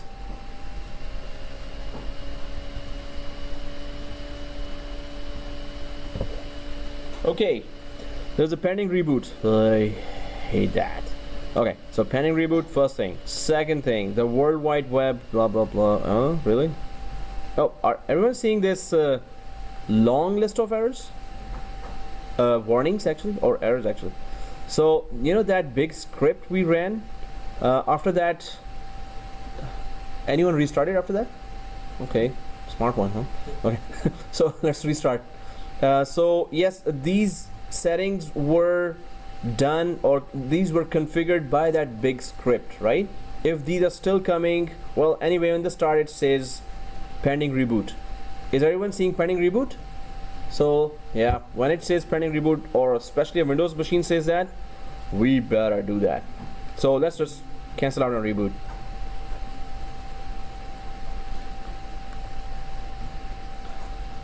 Okay, there's nothing important open, so we're good. So right click, restart, right? Restart. If it asks this, just choose anything. In production environment, you should be, exactly choosing what we're doing. It's software installation, recovery, reconfiguration. Okay, this fits, so continue. It could be anything, right? No, just restart, right?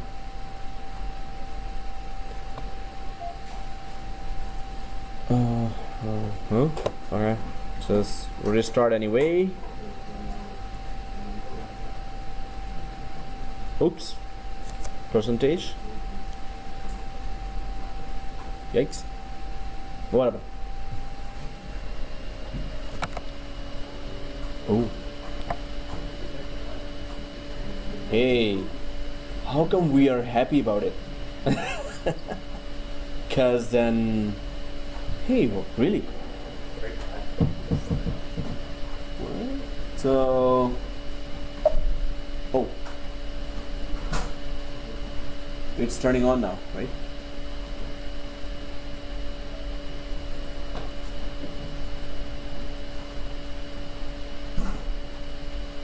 God.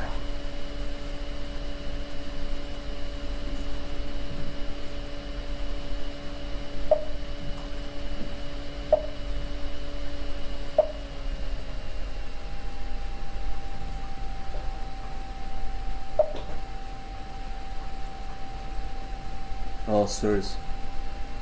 Oh, serious or oh, Cyrus?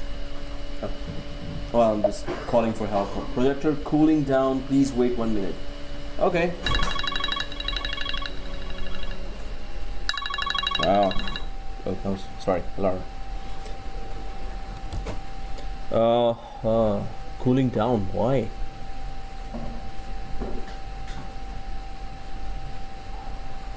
Please don't do that, projector. Well, no, we haven't started the Exchange installation, so we know that what to do. Just go ahead, guys, and ask me anything. But it's this projector is cooling down, and then I think it should start itself. So after so during the restart, it's still, well, for me it's still restarting.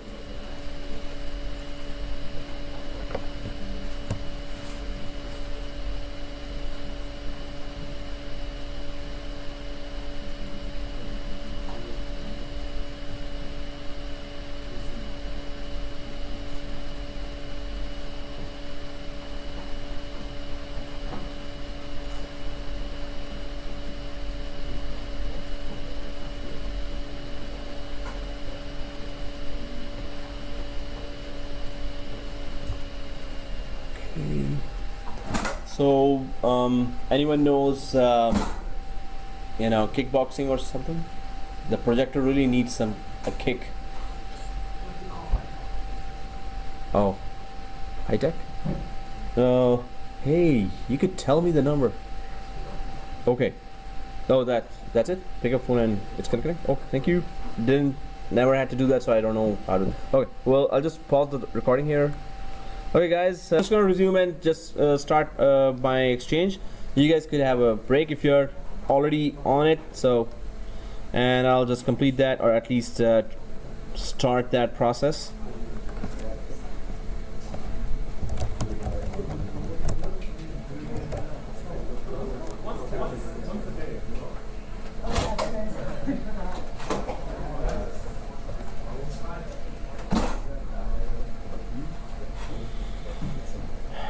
Okay, server manager, and I'll just start the installation again for the video.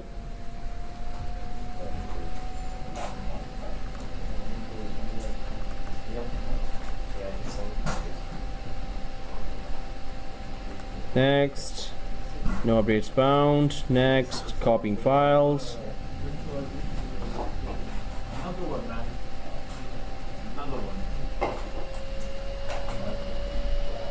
Initializing.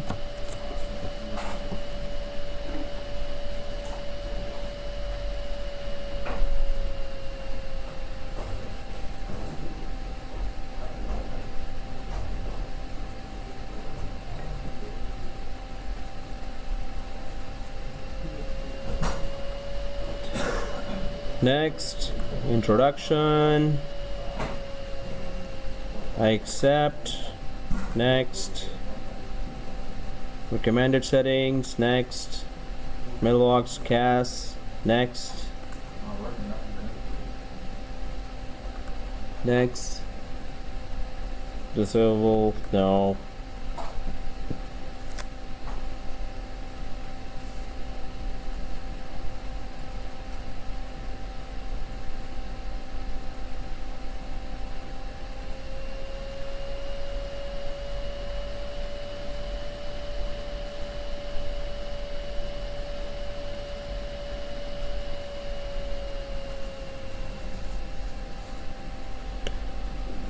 This computer requires a Microsoft Unified. Okay, we know this. So just gonna go for that link, download that.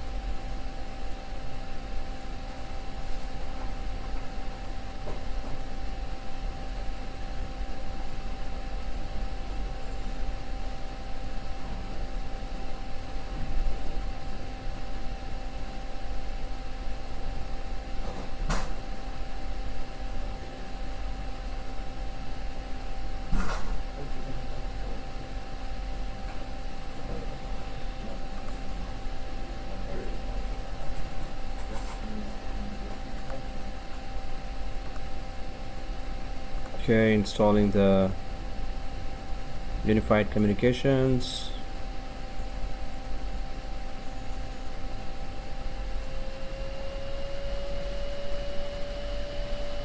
Finish. Retry.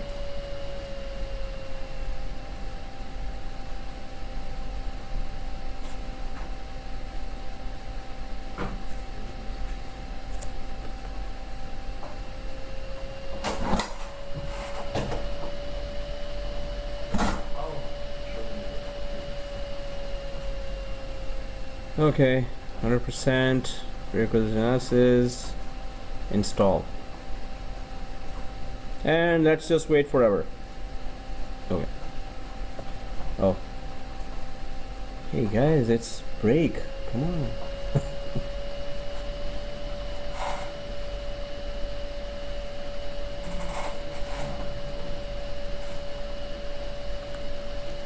Okay, we'll be back after these messages. Oh, okay. We'll be back after the break. Okay, so back from the break, and the as far as my installation is going on, it's still on step 7 of 14. Some of us are already done, right? No? Okay. So those who started very early, I think they are done. Okay. That's good. So it's going on server 3, and we can just check back on server 1, well, or wherever we have opened our ECP, if the third migration is also done. So if refresh, yes, all 3 migrations are done here. So I'm just putting it on the magnifier here, and let's try to confirm our environment. So everyone on ECP, let's just try to confirm while the installation of Exchange is going on server 3. We can just go for the ECP configuration and check our migrations. They are done, and all 3 databases should be having the mailboxes, and we need to check also that one default database, how many mailboxes are left there, right? So we're going to be trying to check this information through that PowerShell commands we were using before as well. So if the migration is done, and I think it is done for everyone, so it is already giving us the count for the mailboxes. First batch was for DB1, so DB1 has 141 mailboxes, second batch DB2 156 mailboxes, and third batch 100, right? So let's just check it out from the PowerShell as well. Let's go to server 2 here on the PowerShell while the installation is going on server 3. Let's go for server 2 here, and the commands are there already. First of all, the get-move request should be just saying completed again for DB1, 2, and 3. So on your right side, you could see this DB. So it is just giving us the status of all the databases migration, and so everyone is able to see that. So this is the command get-move request. So when you start it, it just shows all 3 databases now, DB1, and this is 2, and then 3, right? So overall, all the mailboxes are migrated. So let's go for the other commands that are telling us the current status of our databases now. And if I just press up arrow or down arrow, keep going up arrow, the previous commands are coming that were stored in the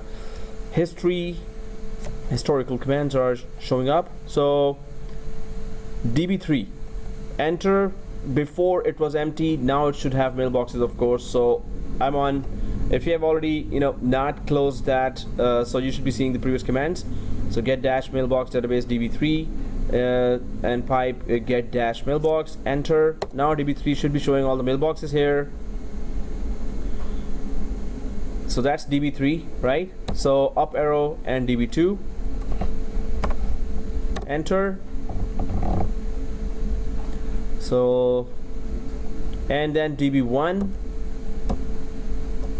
yes, we already checked that. So then let's just check our default database from where we deployed all the mailboxes, and can we delete that now? So I'll just go with the command where it was just get-mailbox database, the total 4 databases, so we could get the name for that database. Get mailbox database now gives us those 4 databases. We have confirmed already the migrations, right? So we can just check that one as well, that database. So if we go for the name for that database, mailbox start,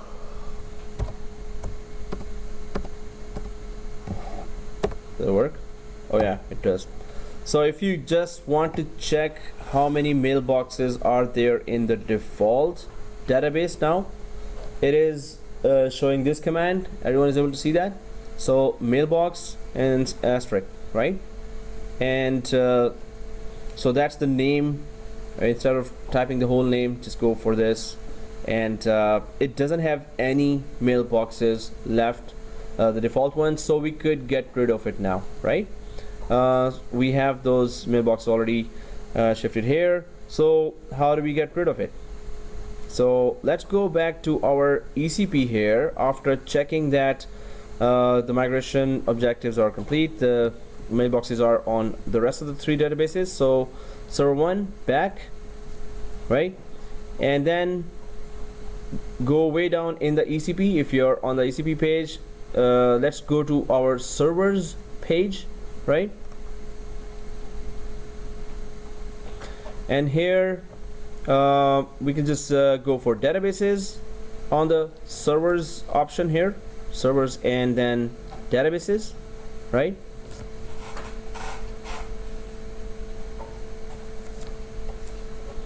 And then we see our default database. So also we should know that the 2ndExchange server is being installed, and it will also have its own default database as well, 2ndExchange server, right? So for now you should be seeing that active on column here, and it should be showing us server 2 here, right? So this database here is right now mounted, right? Status is mounted for this default database. If we click here on the 3 dots, everyone is seeing 3 dots. Does it say dismount? So we can just go ahead and so select this database and then select 3 dots and click dismount, right? Everyone on the same page? So select this default database and then go for the 3 dots and click dismount. Does it dismount? So I'm clicking dismount now. Are you sure you want to dismount mailbox database and the number? Yes. So let's just dismount this first. Does it dismount? So it does dismount, right?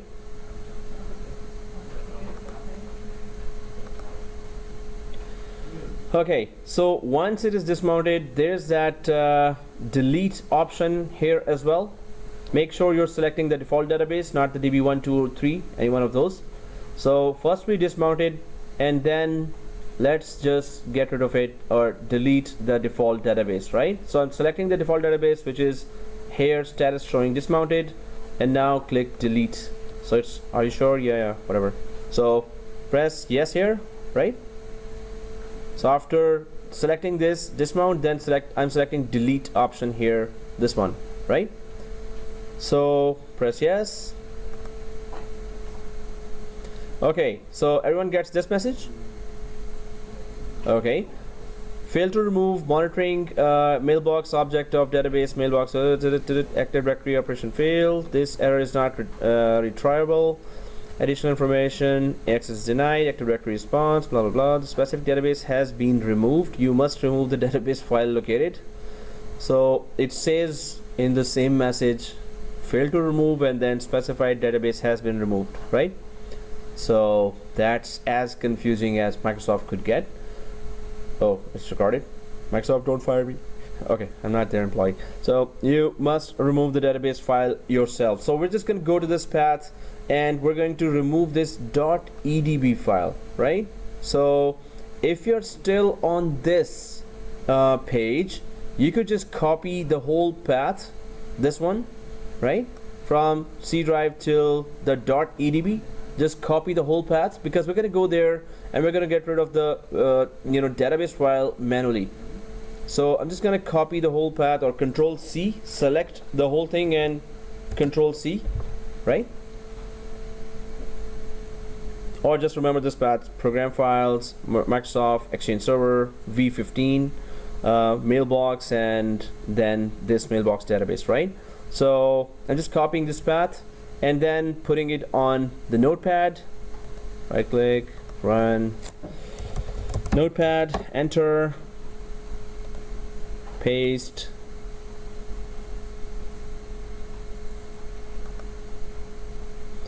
So press OK here, right? error there. So I just tried to delete it and press OK. Yes, it is gone. So make sure it is not showing anymore in under the databases. Beside those DB1, 2, 3, it is gone. So now we need to just manually go to the folder and remove that database file .edb file, right? So let's go to that path. I'm just going to the C drive. Which server? Not server 1. I have to go, well, I had opened my ECP in server 1, but the Exchange is installed on server 2, right? So I'm just going to go to server 2 here. If you're already there, just go to that path, server 2, and then File Explorer, and then C drive, program files, not the x86, but the program files, Microsoft, Exchange server. The whole path is appearing up there as well, right? So you're there, right? B15, mailbox, this one, thank you. So, and continue, and that's the database, right? So if I go inside the database, there are so many transaction log files here. Wow. And oh, actually, we need to get rid of the whole folder, not just the .edb, but I'm just looking at that transaction files. You know why there are so many transaction files here? There was an activity on this database, migrations, right? So that's why there are so many files here, right? So, and the database size has also increased because of the activity here. So, and you can see the transaction log files are 1 megabyte. That's what I was talking about before as well, that whatever is the activity going on and the emails inbound, outbound as well, the transaction log files are created 1 megabyte. So we do not just want to delete that .edb, we're gonna just get rid of the whole folder here. This is the folder, right? V15 and mailbox. So let's just right click and delete, right? So right click the whole folder, delete. Okay, so once this is done, we got rid of our default database and manually deleted its folder as well from this path. Just checking my progress, it's step 10 of 14 here. Wow. Oh, I think let me just check my RAM capacity here. I think I'm running on full. 21 out of 24. Okay. Okay, so here, once this is done, let's check some more features here. First of all, once the database is deleted, let's get back to our database here. I mean, like the ECP here in server, wherever you open that. Oh. Okay, so this is already deleted, right? The database, and all the three databases are mounted here. On the server side, are we already seeing server 3 here as well? When you click servers, but still, it's in my case not fully installed, so it's not showing the roles yet, but it's going to start showing the roles as well. It has just detected that in the ECP. That's the good thing about ECP, that it just detects all the servers, and then we're going to be just trying to configure the databases and database availability groups here. So migrations are done, and database, so the server is being installed already. Let's go for some other lab here that we could do while sustaining that, not giving much more RAM, not consuming RAM and processor while it is installing. So it is still installing for, oh, it's done. Wow, majority is done, right? Hey, that's not fair. Okay, so Only I'm not done with that. Okay, step 10. One day it's gonna be also done. Okay, so let's just go for the other lab where we have a contact list here, and we can just go for custom contact list as well as offline address book. While my exchange is being installed right now, which is on 4 GB, so it's gonna take some time. Oh, the RAM division is so bad. Okay, but I need that exchange server up and running. So the contact list, let me just grab that. Actually, yes, sorry guys, we were planning to go for DAG, that's why we were installing that, right? So let me just start that topic instead, and while my exchange is going on, then we're going to be properly configuring that DAG for our databases here. So I'm just going back to my slides here, and we need to understand this. Oh, okay. So I'm just gonna go ahead a little. Database availability groups. Okay. Well, there are some messages there. So now we have this environment. We have one DC and 2 Exchange servers like this, and mailbox role, cast role on both of them, and then, well, it's gonna appear here. Then we have 3 databases on server 2 here, right? So 3 databases will be appearing there as well on the server 3 when we decide to create copies of the actual active databases here. So we can have actually in DAG maximum of 16 servers here, 16 Exchange servers, if you want to have 16 copies of any one database, right? So maximum we can go 16. So this means it's really very highly available, right? If any one Exchange server is lost, the copy of this database would be on the rest of the 15 more Exchange servers if we decided to go for maximum of copies there, right?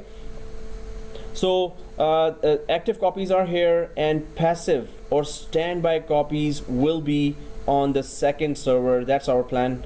So for that, we have to create a database availability group. We have to introduce to that group these 2 servers, that these 2 servers have the mailbox role installed, and then in the mailbox, once the 2 servers are introduced to the DAG, then we're going to introduce the 3 databases whose copies or passive standby copies will be created on the second server later, right? So let's go ahead a little. This is that DAG that we're going to be creating in the diagram. So I'm just going to go ahead a little.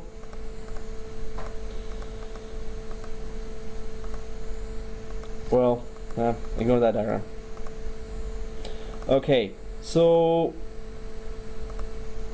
database availability group creates a copy of an active database. So if the active copy holder mailbox server is down, then the database copy which was passive on another server will become active. And it works very good even across the WAN. If the database is down in one branch, it just gets activated on the second branch, and all the users who are connected to their mailboxes on the database that went down, those connections to the mailboxes are also redirected to the other database. So understanding database replication exchange in Exchange 2013. So Exchange 2013 uses the DAG as the boundary to replicate database content between mailbox servers. So databases replicate all the mailbox. So if you have created 200 or 2000 mailboxes, if you created a copy of that database later, all those 2000 mailbox copies will be created in that passive database. So when an active mailbox database is added to a mailbox server that is a member of DAG, continuous replication kicks in. So continuous replication will be will start as soon as you create a copy of an active database. It will start copying to the passive database at once. So if I just put that in the diagram here, so if we have that one database, we have right now 3 database copies being added.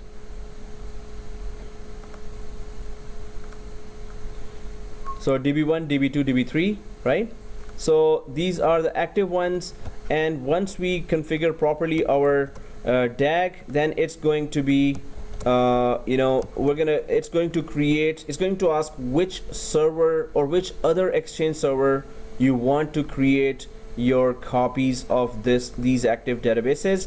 And because we have just the second server 3 here, so it's going to go there and create it's going to connect there. It's going to ask for the path, and the path has to be exactly the same, and it's going to create the 3 copies of those databases. So those are active databases, and these will be passive databases or execs standby copies, and whatever activity is going on. So suppose there are many users connecting to the mailboxes on these databases, right?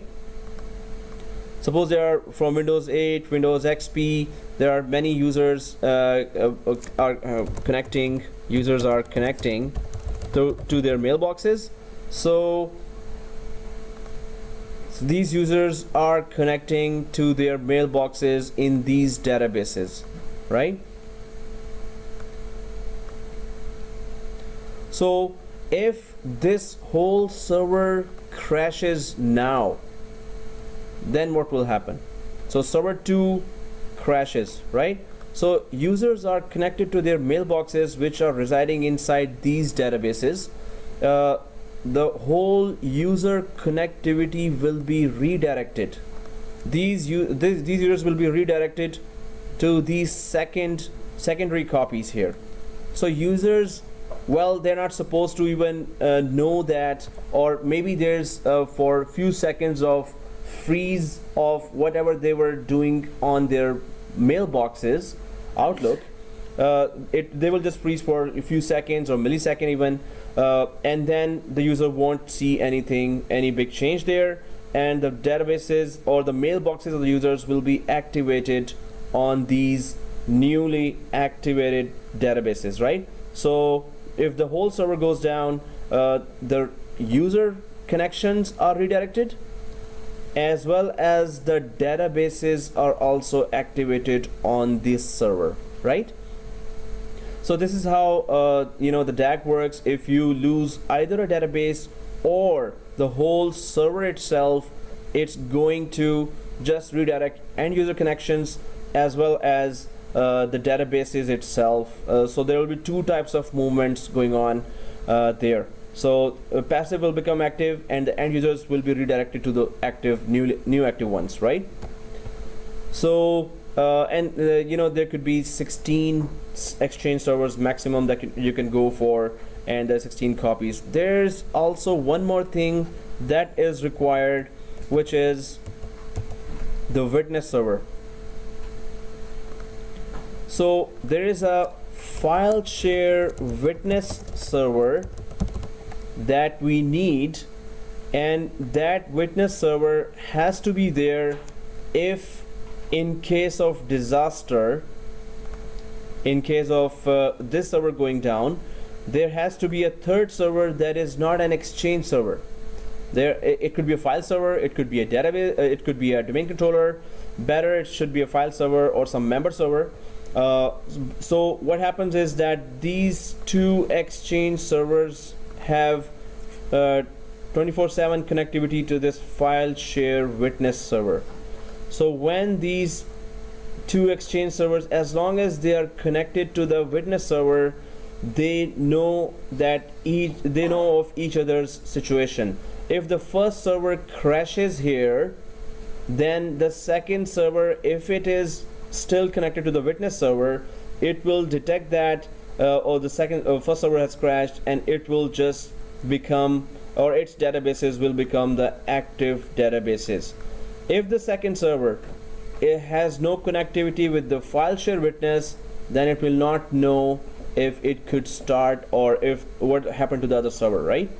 So file share witness server and this path, while we will be creating the DAG itself, the file share witness server path has to be given to the configuration of the DAG. So DAG will ask, hey, which is the non-exchange server you have in this environment? In our environment, we just have domain controller, right? Domain controller does not have exchange server right now. So we will just be then we will just put that file share witness server path on the domain controller itself. Okay, so let me just double check okay, that's done, thank God. So so we can just go ahead and try to create that DAG and try to understand all the features of DAG here. So it is already installed. I'm just gonna click finish here and try to see if it shows inside the ECP. I think it is done for everyone already, right? So I'm just gonna go back to my ECP and to the servers area here and refresh this configuration. Now it should be showing to everyone like this. Oh, I should have put the proper name there.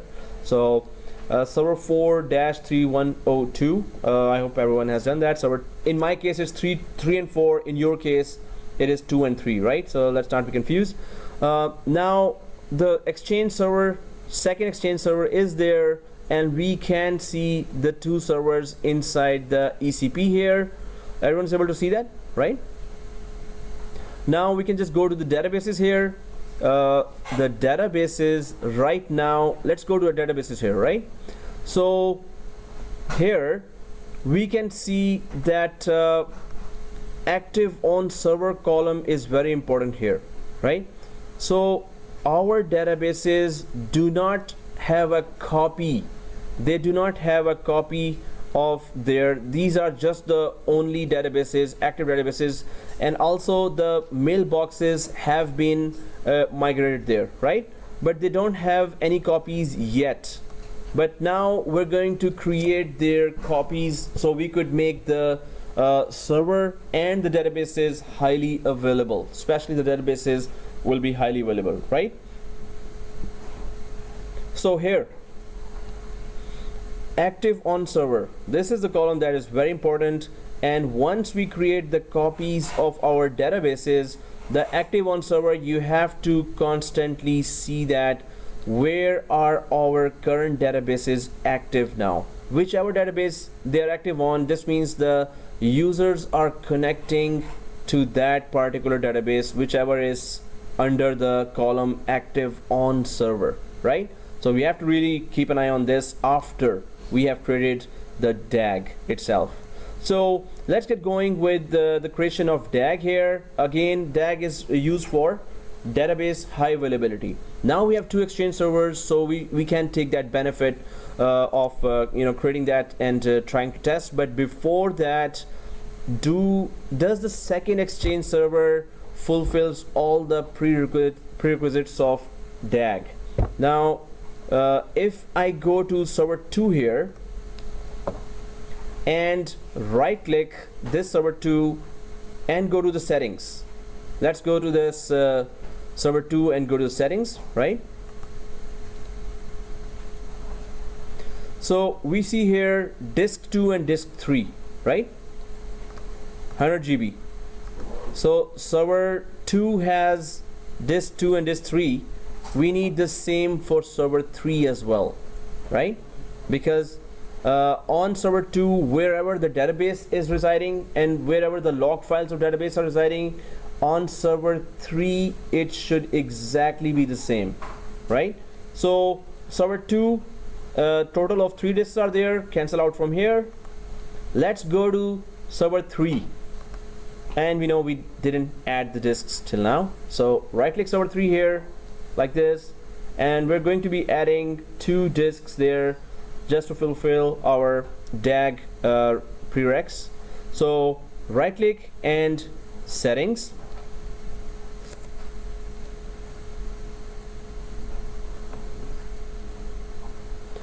Okay, so we need the disks, right? So on server 3, right click and settings, and then we are going for clicking add like this. It is already selected with hard disk and the size, yes, 100 GB. So next, SCSI disk, yes, recommended. We're not changing anything here. Next, create a new virtual disk, default option, right? Next, instead of 60 GB, we're just going to go for thin provisioning 100 GB. Next, yes, this is the name of the disk according to the name of the machine. Finish, right? So we created the first disk. It is showing here now. We just need another disk as well, right? So click add. And next, SCSI disk. Next, create a new virtual disk. Next, and 100 GB, right?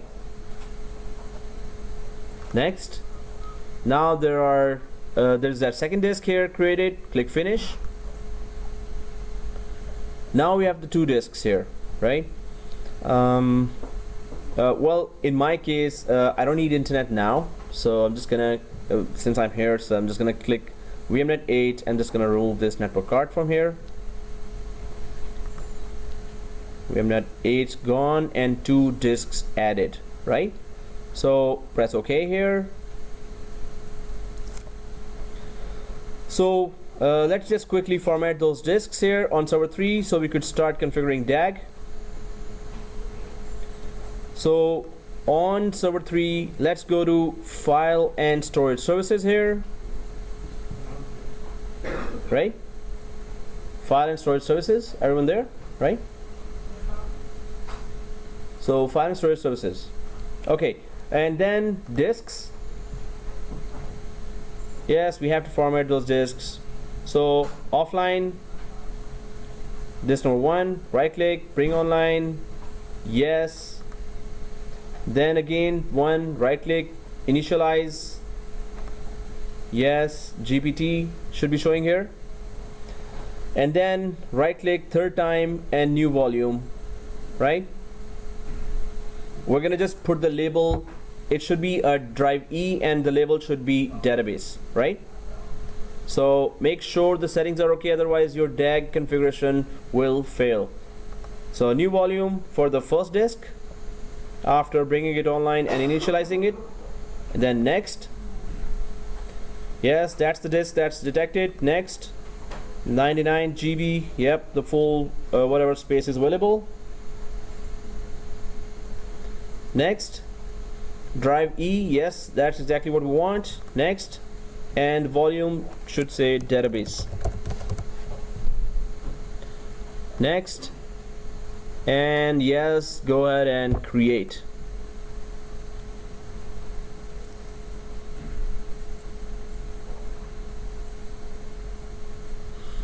Close. Now let's just go for the second disk. Right click, bring online, yes, right click, initialize again, right click again, GPT, and then we know the drill, so right click and new volume, right? And next, this has to be labeled, it should be F drive and it should be labeled as logs. So it is F drive, and next it is logs. Next, and create.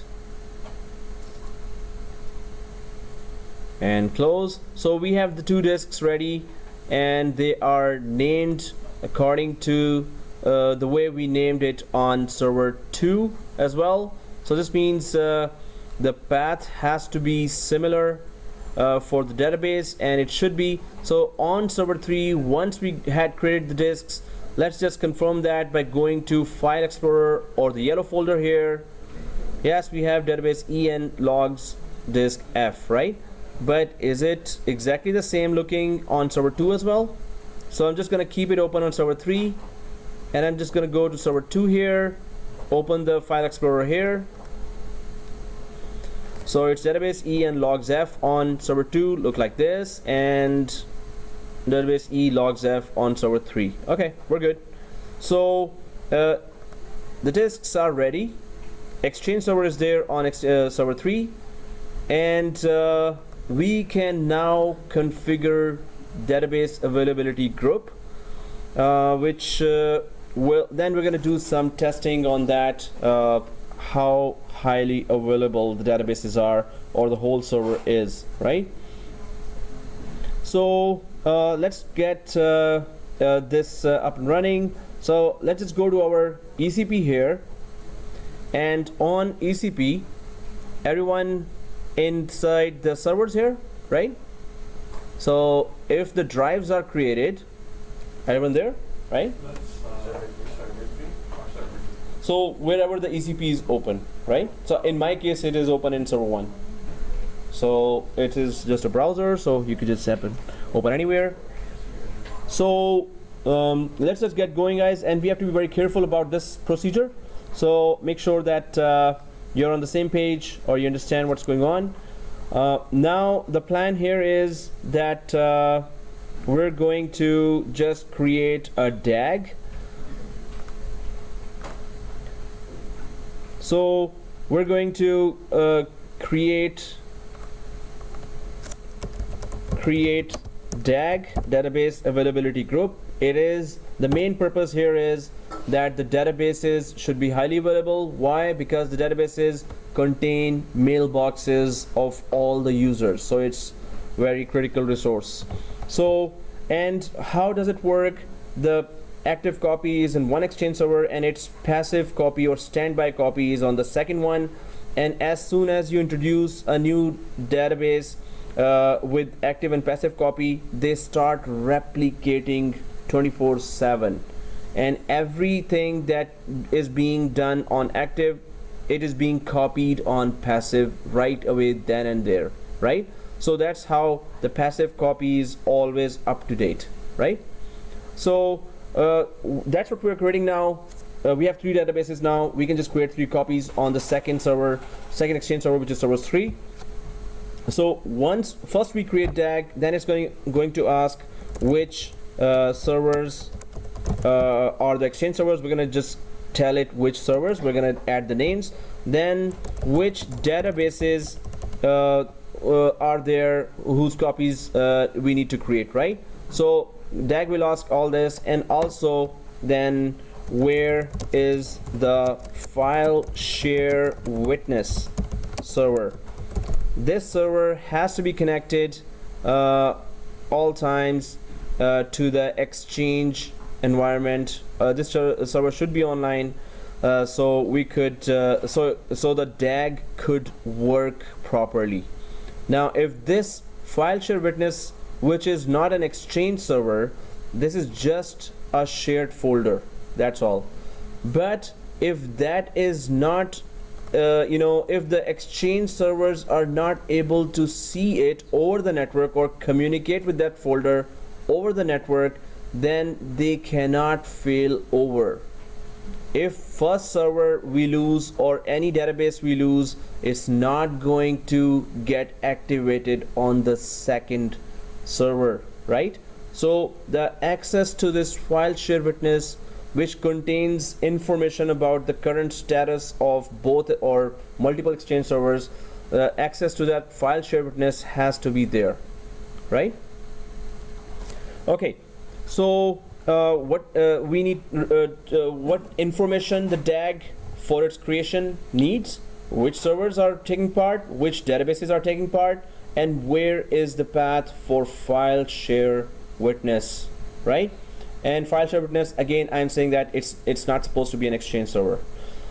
Okay, so let's get going here and try to create our DAG or database availability groups. So our databases should be highly available. In case it crashes, still we should have a second server to host the mailboxes and let the users still connect to their mailboxes, right? So database availability group, let's just click here, database availability group, everyone click there, right? So, and then go for plus.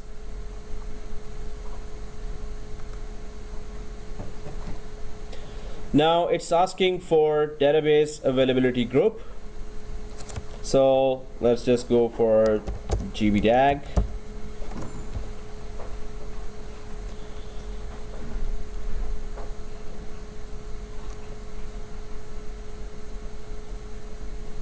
So it says here valid and unique name up to 15 characters. The name is equivalent to a computer name, and it's we're going to be creating a record, or we're going to check our DNS later when we create that, if the a record in the DNS for this has already been created or not, right? So now then it is asking, hey, where is that witness server that we were talking about? So witness server and the witness directory path, we have to put that there. We have to tell DAG, yes, there is that remote shared folder that knows about your status and will inform the other server in case one of your server goes down, right? So witness server is our server 1 here that we are dedicating here. So let's go for server. I'm on server 1 anyway. If you have opened the ECP on server 2, go to server 1, or if you're on server 1, just go and open your file explorer now. What we're doing here is we are creating a witness folder, witness share folder here on the C drive of our server 1. The purpose of this is that the DAG must be always in communication with the file share witness server, right?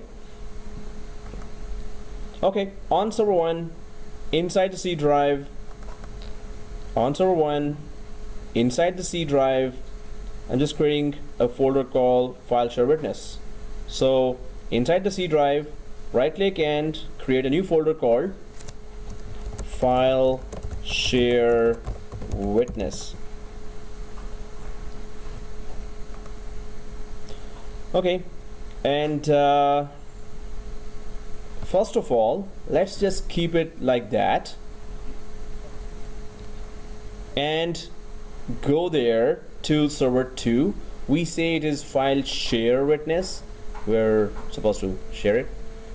It should be a shared folder. So we have created a folder. Just remember the spellings here, file share witness, and let's go to server 2 here where the DAG wizard is going on, right? So on server 2, oops, sorry, wherever the ECPs, the DAG wizard is going on there. So on wherever the ECP is, let's go there. Now witness server, we know it is server 1-3, whatever is the name, right? So I'm just going to check that here, confirm the name. Oops, not here. In the server manager, I'm just going to confirm server 1-31202. So just going to go back here to the wizard and server 01-3102 should be the exact name. And here the witness directory is a required property for all DAGs, but it is used only when the witness server is used. Enter the full path to the directory that will be created and shared on the witness server when the witness server is in use. If you leave this field blank, the default path will be used. When it says default path, it's going to then go for the local file share witness on that Exchange server, but that's not recommended. So witness directory, I think it's C:\/ file share witness, right? Okay, so file share witness, so the DAG name is GBDAG, file share witness server is server 1-3102, witness directory is C file share witness, and database availability group IP address. So we have to give a separate independent static IP address from our range inside our network. In a production environment, you're a system administrator, you would have had a Excel sheet, and where you would be having a range of static IP addresses for your static use, or you must have already planned that, okay, it will require an IP address, so I already have that set aside. So let's just give any next sequentially available, or let's just go for any static IP in our 200 range. So 200.20, we can just go for that.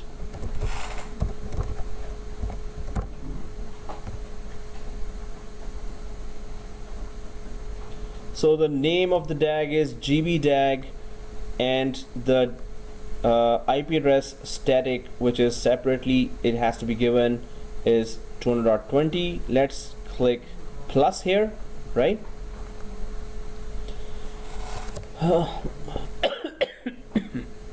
So let's see if we get an error.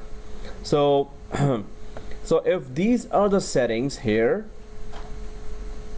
let's click save. So click save, and there's the error. The Exchange trusted subsystem is not a member of the local administrators group on specified witness server, blah blah blah. Access is denied. Everyone getting this? Okay, the reason, if that file share witness was created on a member server, this error would not have come, right? It's a domain controller. So still, what we need to do is, there is a group called Exchange Trusted Subsystem that has to be part of the local administrators group that is always available in every member server or a standalone server. If it's a domain controller, we're just gonna put it in the domain administrators group, right? So Exchange Trusted Subsystem, just remember this name, or Control C it now, selecting it like this, and Control C. In my case, my ECP is open on server 1 anyway, so I'm here on this server. So, or if your ECP is open on server 2, just go to server 1, open your Active Directory users and computer. Now again, the purpose is that if you want to put a file share witness folder on any of the server, then this security group must have all the rights to make changes in that file share witness folder. So this is the Exchange Trusted Subsystem. That's the security group that makes changes in that file share witness. That file share witness has to be in contact with both Exchange servers. So Exchange security group has to have full rights on that file share witness. So I'm just going to Control C it, and everyone has opened the Active Directory on computers. Inside Active Directory on computers, do we see inside the users? Oh, I think it's in the built-in, the administrators group, right? So if you go to the built-in inside the Active Directory on computers and expand that here to the right side, you see that domain administrators group, right? So in our private lab we are doing that. Otherwise, file share witness is normally a member server, so you don't have to make it a domain administrators member, right? So administrators security group is open inside Active Directory on computers. So let's click members, and let's add, I copied it, but you could just check name it, just put Exchange Trusted and check name, and it should underline like this, right? So if it is underlined, it is detected, which is good. We're okay, right? Cool. Okay, so press OK here. It's added to the administrators group. If that was the correct step, we can retry the save again on the DAG configuration, and it should be not giving this error now. So apply, OK, refresh a couple of million times. and go back. So minimize this. I think we're on the same configuration again. Press OK. Oops. We pressed OK and it's gone, right? So, well, I just pressed OK and think it's acceptable what we did. Otherwise, it would have still. So nobody get this error after that step, right? It's okay with everyone, right? So this means file share witness has now, you know, Exchange connectivity to that folder, right? Let's see if that file share, we just created an empty folder there, right? So let's see if something was written inside the file share witness now, and then we're going to visit that file share witness folder in the C drive of server 1 later as well. So if I go inside the file share witness here, double click, nothing here now, F5, F5, F5, nothing here. So let's now start configuring DAG, because we created DAG, but we're going to start configuring it as well. Second thing is, we did create DAG DB GB DAG, and the static IP was given, right? So did it create a record in the DNS in the forward lookup zone or not? So on server 1,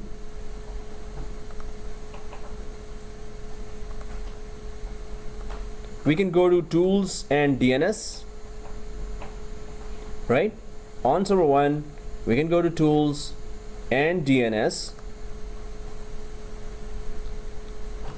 Server 1, forward lookup zone, exchange domain.local. We don't see GBDAG now, right? We don't see it, right? So let's keep it, you know, let's just close that, and later we're going to check back again here. So till now, because we haven't properly configured it yet, so there's nothing. Otherwise, if it still doesn't show after some time, then we're gonna have to create that. So let's quickly create that DAG and do some you know, crash test of our, or test the high availability of our databases. Again to the dashboard, and let's introduce. So DAG has been created, right? But we need to introduce you know, those two servers here. So we can just go for, so if the GB DAG, so everyone under the database availability groups, right? So keep it clicked, GB DAG, and do you see here manage DAG membership, this one? So the star one here, right? So let's click this manage DAG membership while selected, while DAG is selected. So when we go there, now it says which are the Exchange servers, right? So we have just two servers. So let's just add those names here. So click plus here. So there's server 3 and server 4. I hope their firewalls are off. Now it's going to be a basic communication error if somehow there's an error. So I'm just selecting 3 first and clicking add. Press OK. So just select, oh sorry, 2, in your case 2. So select 2 and just add and OK. And save. Let's just see if the first one gave any error or not, right? So just add it 2 and then OK and then save. So checking, task is installing, failover clustering component on the server 3. It's adding that failover clustering component right now. DAG needs that for failover of database, right?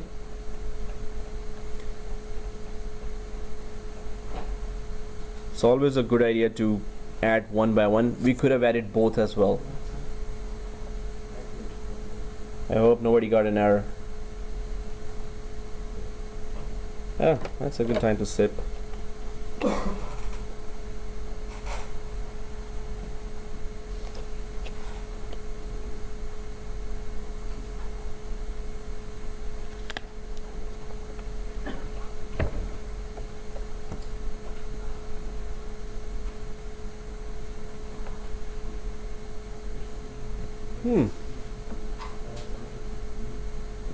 Anyone a winner?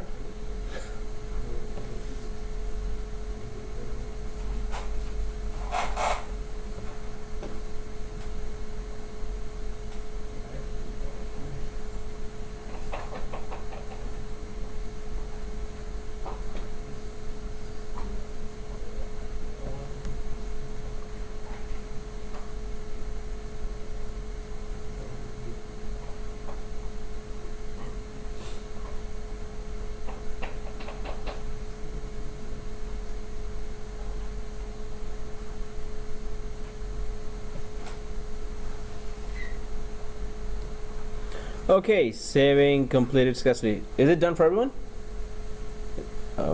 Okay, there's a yes. Okay, cool, thanks. So close. Thank God. Here it gives errors if somehow our communication is screwed up or something. So yes, the same drill. Let's just add the second one, but that's not all. So going again to the star here, the membership of DAG, and then plus server 4. Oh, sorry. In your case, server 3. Press OK. Save. And wait. So it's installing Windows failover clustering there.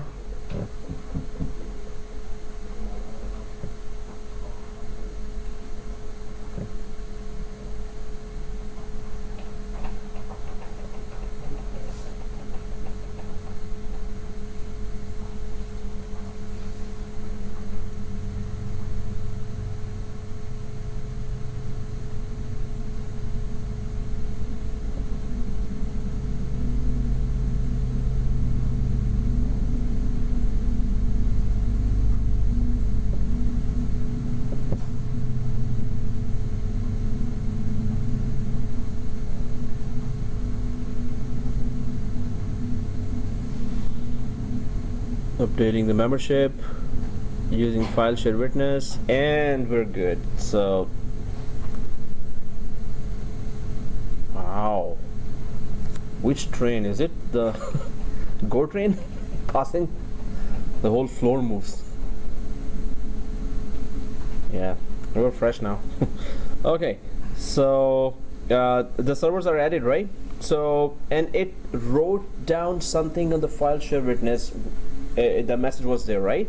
So before we saw that it's just empty folder. So after adding both those servers, first of all, you see that member servers.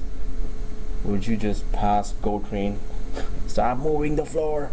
Okay, so member servers, server 2 and 3 should be showing here now, right?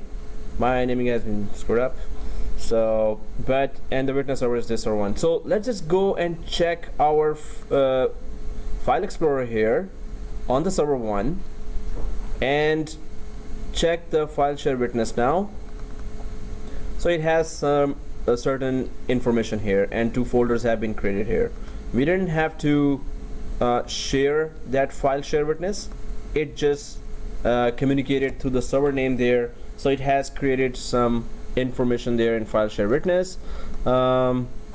Verify share write access and the witness, and when we double click, that's a Martian language, so we hope to have a translator in 2070. Okay, so let's just go ahead and introduce our 3 databases there, right? So we have 2 servers here already available. Let's go for our databases here. So let's click the databases, right? And then go for DB1. So everyone here on this page, right? So on DB1, when we click here in the databases after creation of database availability group, do we see that those 3 dots here? It shows here just dismount. Yep. Okay, and yeah, I need to connect my laptop for Yikes. Okay. So refresh.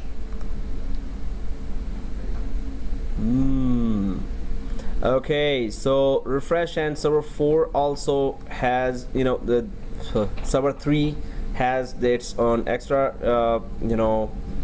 database that we're going to get rid later. But again, after refreshing, let's just click db1. So now we see that, right? Add database copy, right?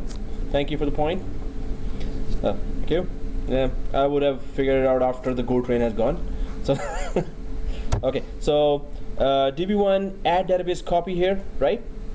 Well, now again we have to be, let's hope there's no error. So let's just click that. So again, I click first on db1 because I want to create a copy of it on server 3, which is a standby copy, right? Just for this db first. So db1 and then the 3 dots here, and then add database copy. So, and it's just going for specify mailbox server where you want to create a copy. So we have just server 3 there, so click browse, right? So you should be seeing here server 3, select it, add it, or press OK. After selecting it, press OK, and you should be seeing here server 3, right?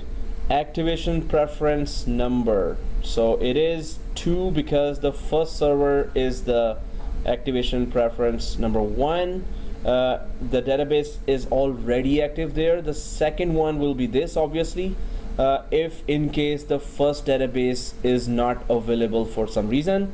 So this is server 3 selected here. If you click more options here, replay lag time, this is another cool feature that if you want a copy of a database that goes way back to 16 days back of copy, if you need, then you go for that number of days, but maximum is 16 days it can go back.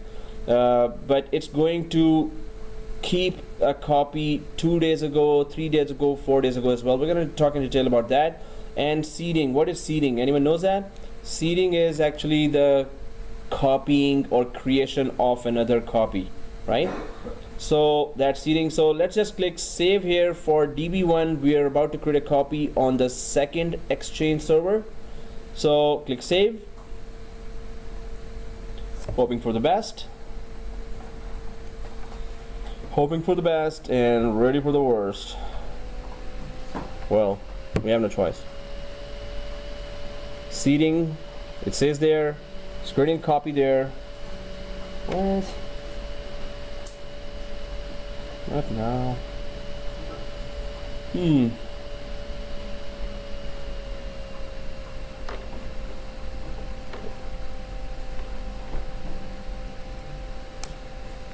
So, okay, good. Thank you. Nobody got an error? We're good, right? You got an error?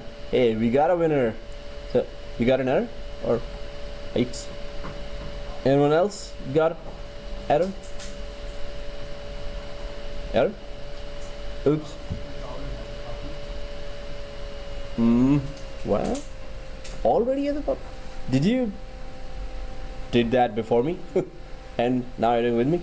db1 copy. Okay, just go for db2. On server, did you select server? Yeah, you have to select the other server, right? The server 3. You selected that, right? That was totally empty already. Is it successful for everyone? Right? Okay. So if it is successful, let's go visit that server and check what did it do there, right? So we're on server, like it's on server 2, and from server 2 it created a copy of an active database here on server 3. So if we go to server 3 in the database drive, there's a mailbox folder created and then there's a db folder created as well. And if we go inside, there's that edb file created. So this is the passive database folder structure created there, right? So it went smooth. Yeah, it's there, right? But okay, let's check DB2. But DB2, make sure, is not there yet, right? So this has been created here, the copy. Let's go to server 2 again. Oh, sorry, the ECP again, and go for DB2 then, right? So DB2 and the 3 dots there, add database copy, right? And then of course our server 3, browse, press OK. Activation is 2 because first one is server 2, so this will be second preference there. Yes, we're good with the more options here, nothing to do here for now. Save. Let's see if the seeding is correct and successful.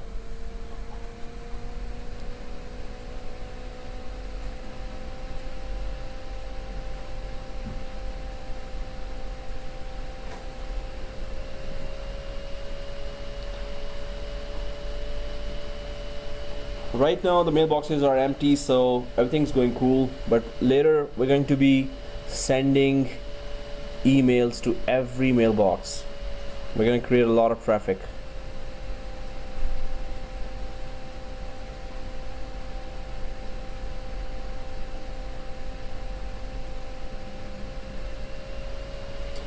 Okay, second one is also okay, and we know the drill now. So DB3 select. What about the second one? And is it the same wording? Oh, you got that error as well? That it is already there?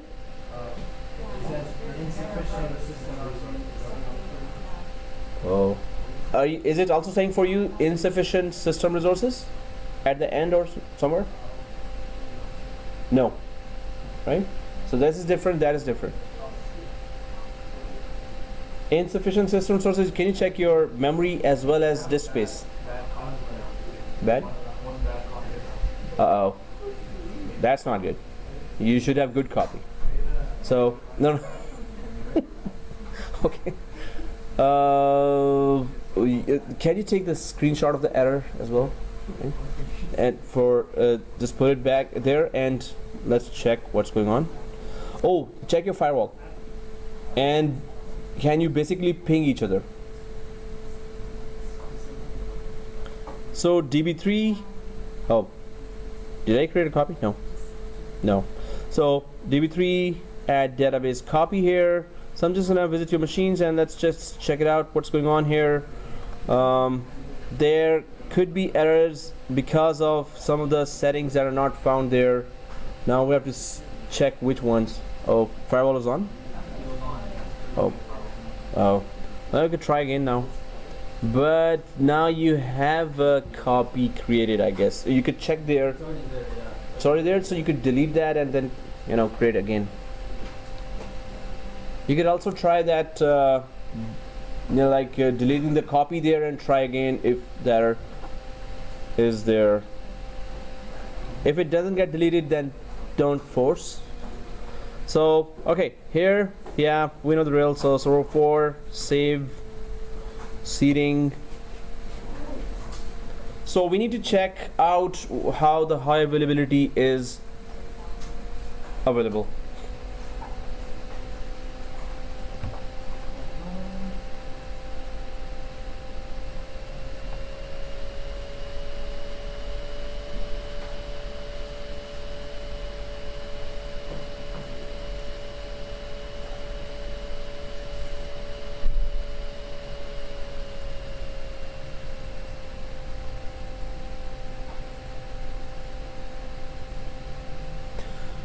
Okay, so saving completed successfully, close.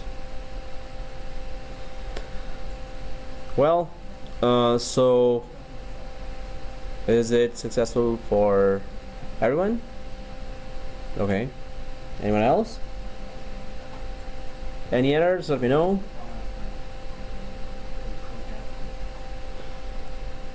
So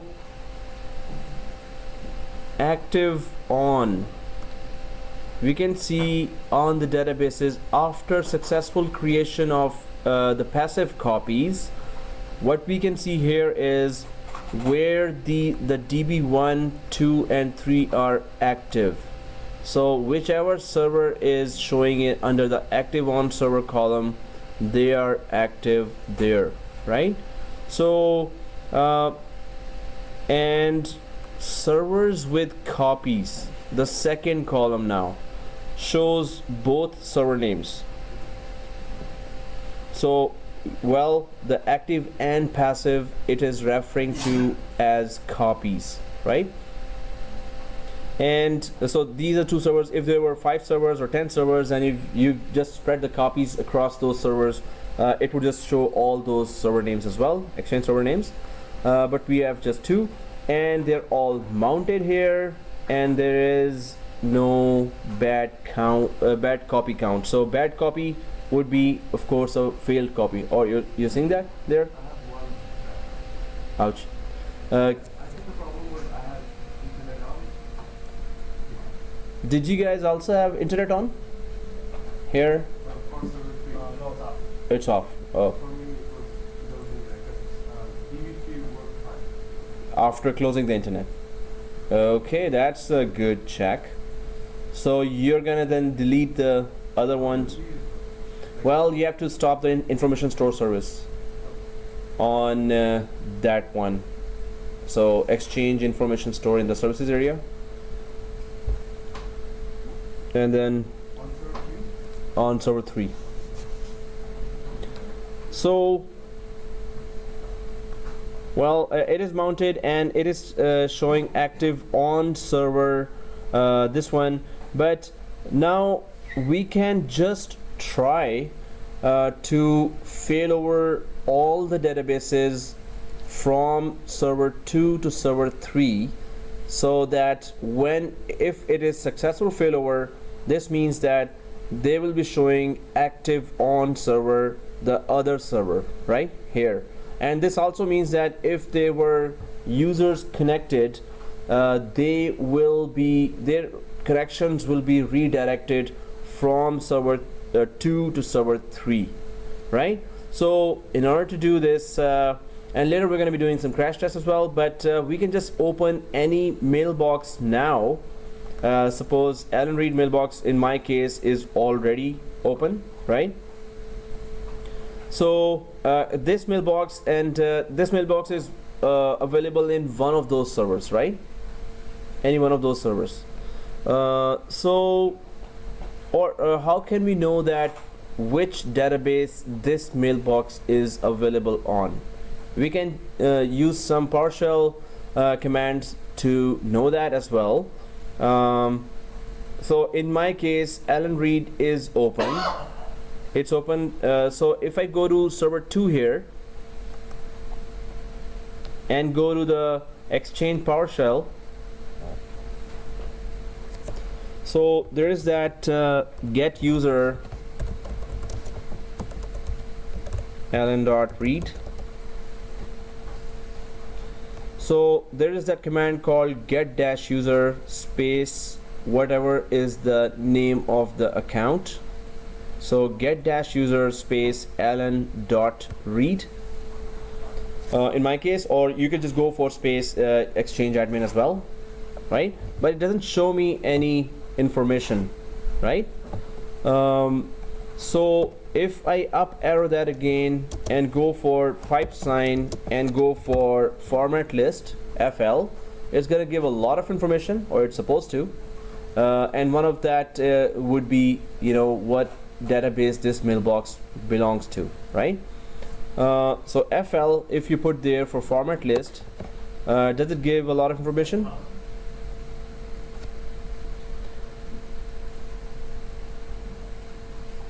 So anyone finds the name of the database? Is it DB1, 2, 3, or if it is there at all?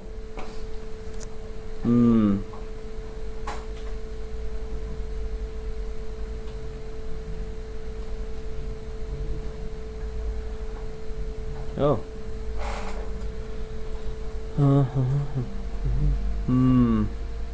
Nope. So originating server is there, but it's not showing the database. So okay, there's another command here. Well, I could try one command here. So get dash get mailbox database.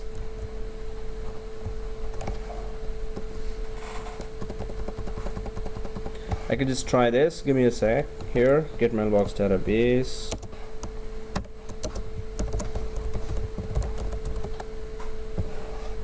Get mailbox, yeah. Okay, so get mailbox database, get mailbox, Control C, and then can we just go for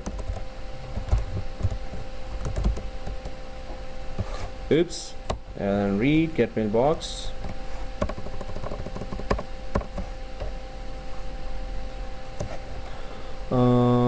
Get mailbox database db1 or get mailbox Alan Reed. Okay, well, I could just Google it and try to put that. Sometimes, you know, it's not on top of your head. So al star. Okay, well, it's kind of there. We're kind of there now. Alan Reed. So get mailbox Alan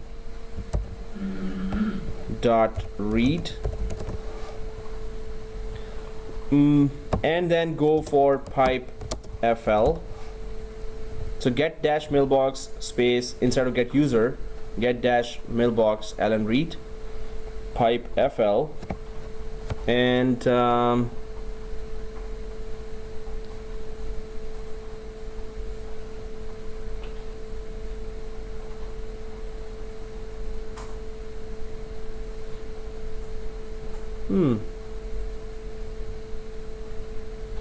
format list, address list. It is showing? Yeah, it is showing. So it's target, so it is this one, mailbox move target MDB, but so target MDB is DB1. So Alan Reed is on DB1, we get to know that, but should properly give that database name here.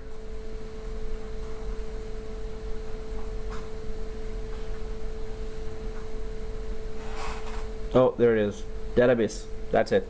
So it's the FL database. That's, if you just go for that,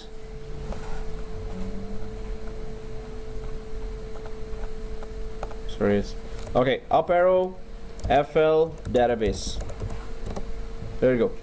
So this user is on DB1, right? So now you can just change the user and we can just know which exact database that user is on, right? So you're able to the database thing. Oops. Okay. Just give me a, you can send me a screenshot as well, and I could just, oh, otherwise it's just that remove the thing and start again, right?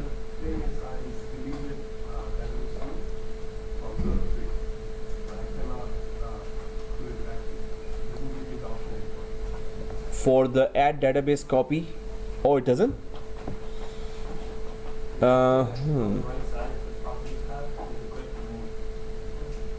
There's a remove as well inside the ECP console. Yeah, okay, thanks. Okay guys, so Alan Reed is on DB1, so let's just get going with that. Server 1, Alan Reed is connected, and if I go to different folders here, so now what we wanted to do was to failover, right? So the mailbox is connected and should not be disconnected while we are failing over, right? First task is this. So Alan Reed mailbox is open. We are failing over all the databases. We want all these 3 databases to be active on the server 3 instead of server 2, right? So if we were just trying to activate the DB1 from on server 3 still we would know that, okay, Alan Reed is connected while we are failing over, or while we are redirecting the mailbox connectivity from this database to the copy on the other server. So if we want to go on server level, because all the databases on server 2 are activated, we want all these databases to be active on server 3 now, right? So we can go to servers here, right? Servers, and click on whichever server here. When we click, so everyone sees that servers, and then it is currently, we know that all the databases are active on server 2. So click server 2, and on the right side, do we see server switchover? Right? Server switchover. So I'm inside the servers area here, right? So everyone sees server switchover, right? So servers, and you have to click where the databases are active currently, right? So we know that it's on server 2. So when you click server 2 and go for server switchover, so that's a planned failover. This means that, suppose the scenario is that on server 2 you want to do Windows update and then restart, but you don't want a downtime for the mailboxes, so you will just fail over all the databases from 2 to 3, right? So server 2 is selected, and then click server switchover. So clicking now, so automatically choose the target server. If it were 3 or 4 or 5 or 10, we would have chosen the best one, but still, let's just go for specify a server and click browse, and the only server is server 3 now, right? Only server, okay, server 3 now, and then we go for OK, and then click save. If everything is okay, they should all be done. It works. Error.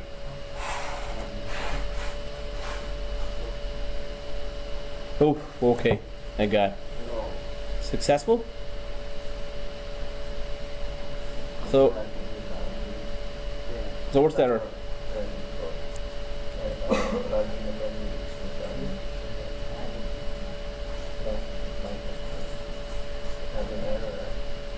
So if it says permissions, yeah, just refresh those. So guys, it is successful. It is saying successful, but what's the proof that the databases are now active on server 3? So we can go to the databases area here, option. They are active on which server are they active on now? So refresh. Yeah, server 3. They should active on server should be changed now. Is it changed for everyone? Right? No? Maybe? Yes? Ouch. Error? Transient. Oh, then it's okay. It's transient. Come on.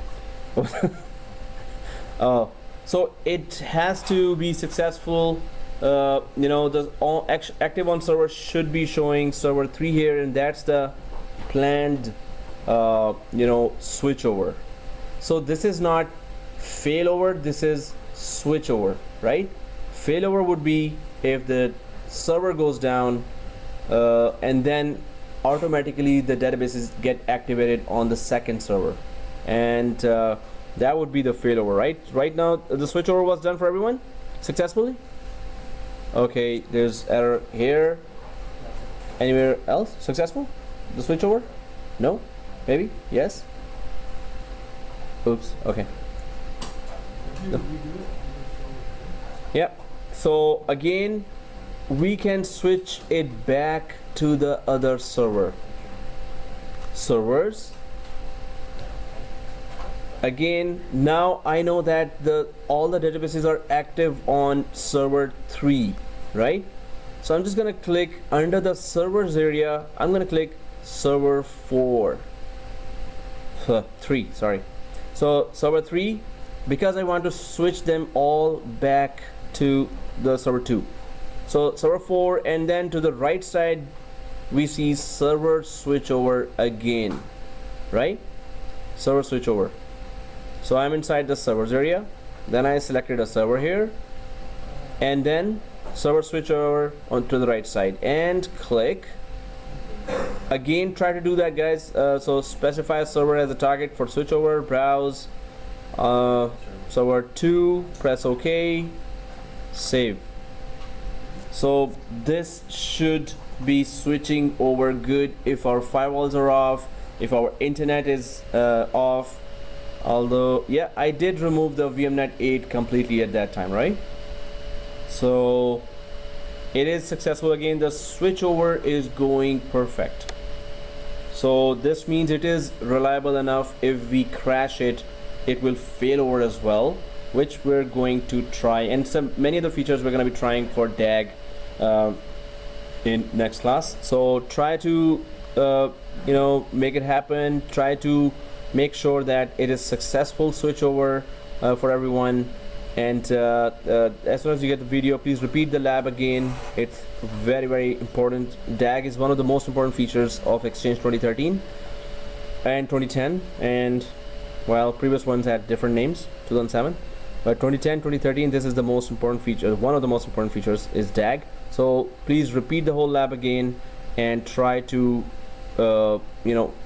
survive without errors. Make it happen. So let me know if there are errors coming and we can troubleshoot. So okay, I'm just gonna stop the video here.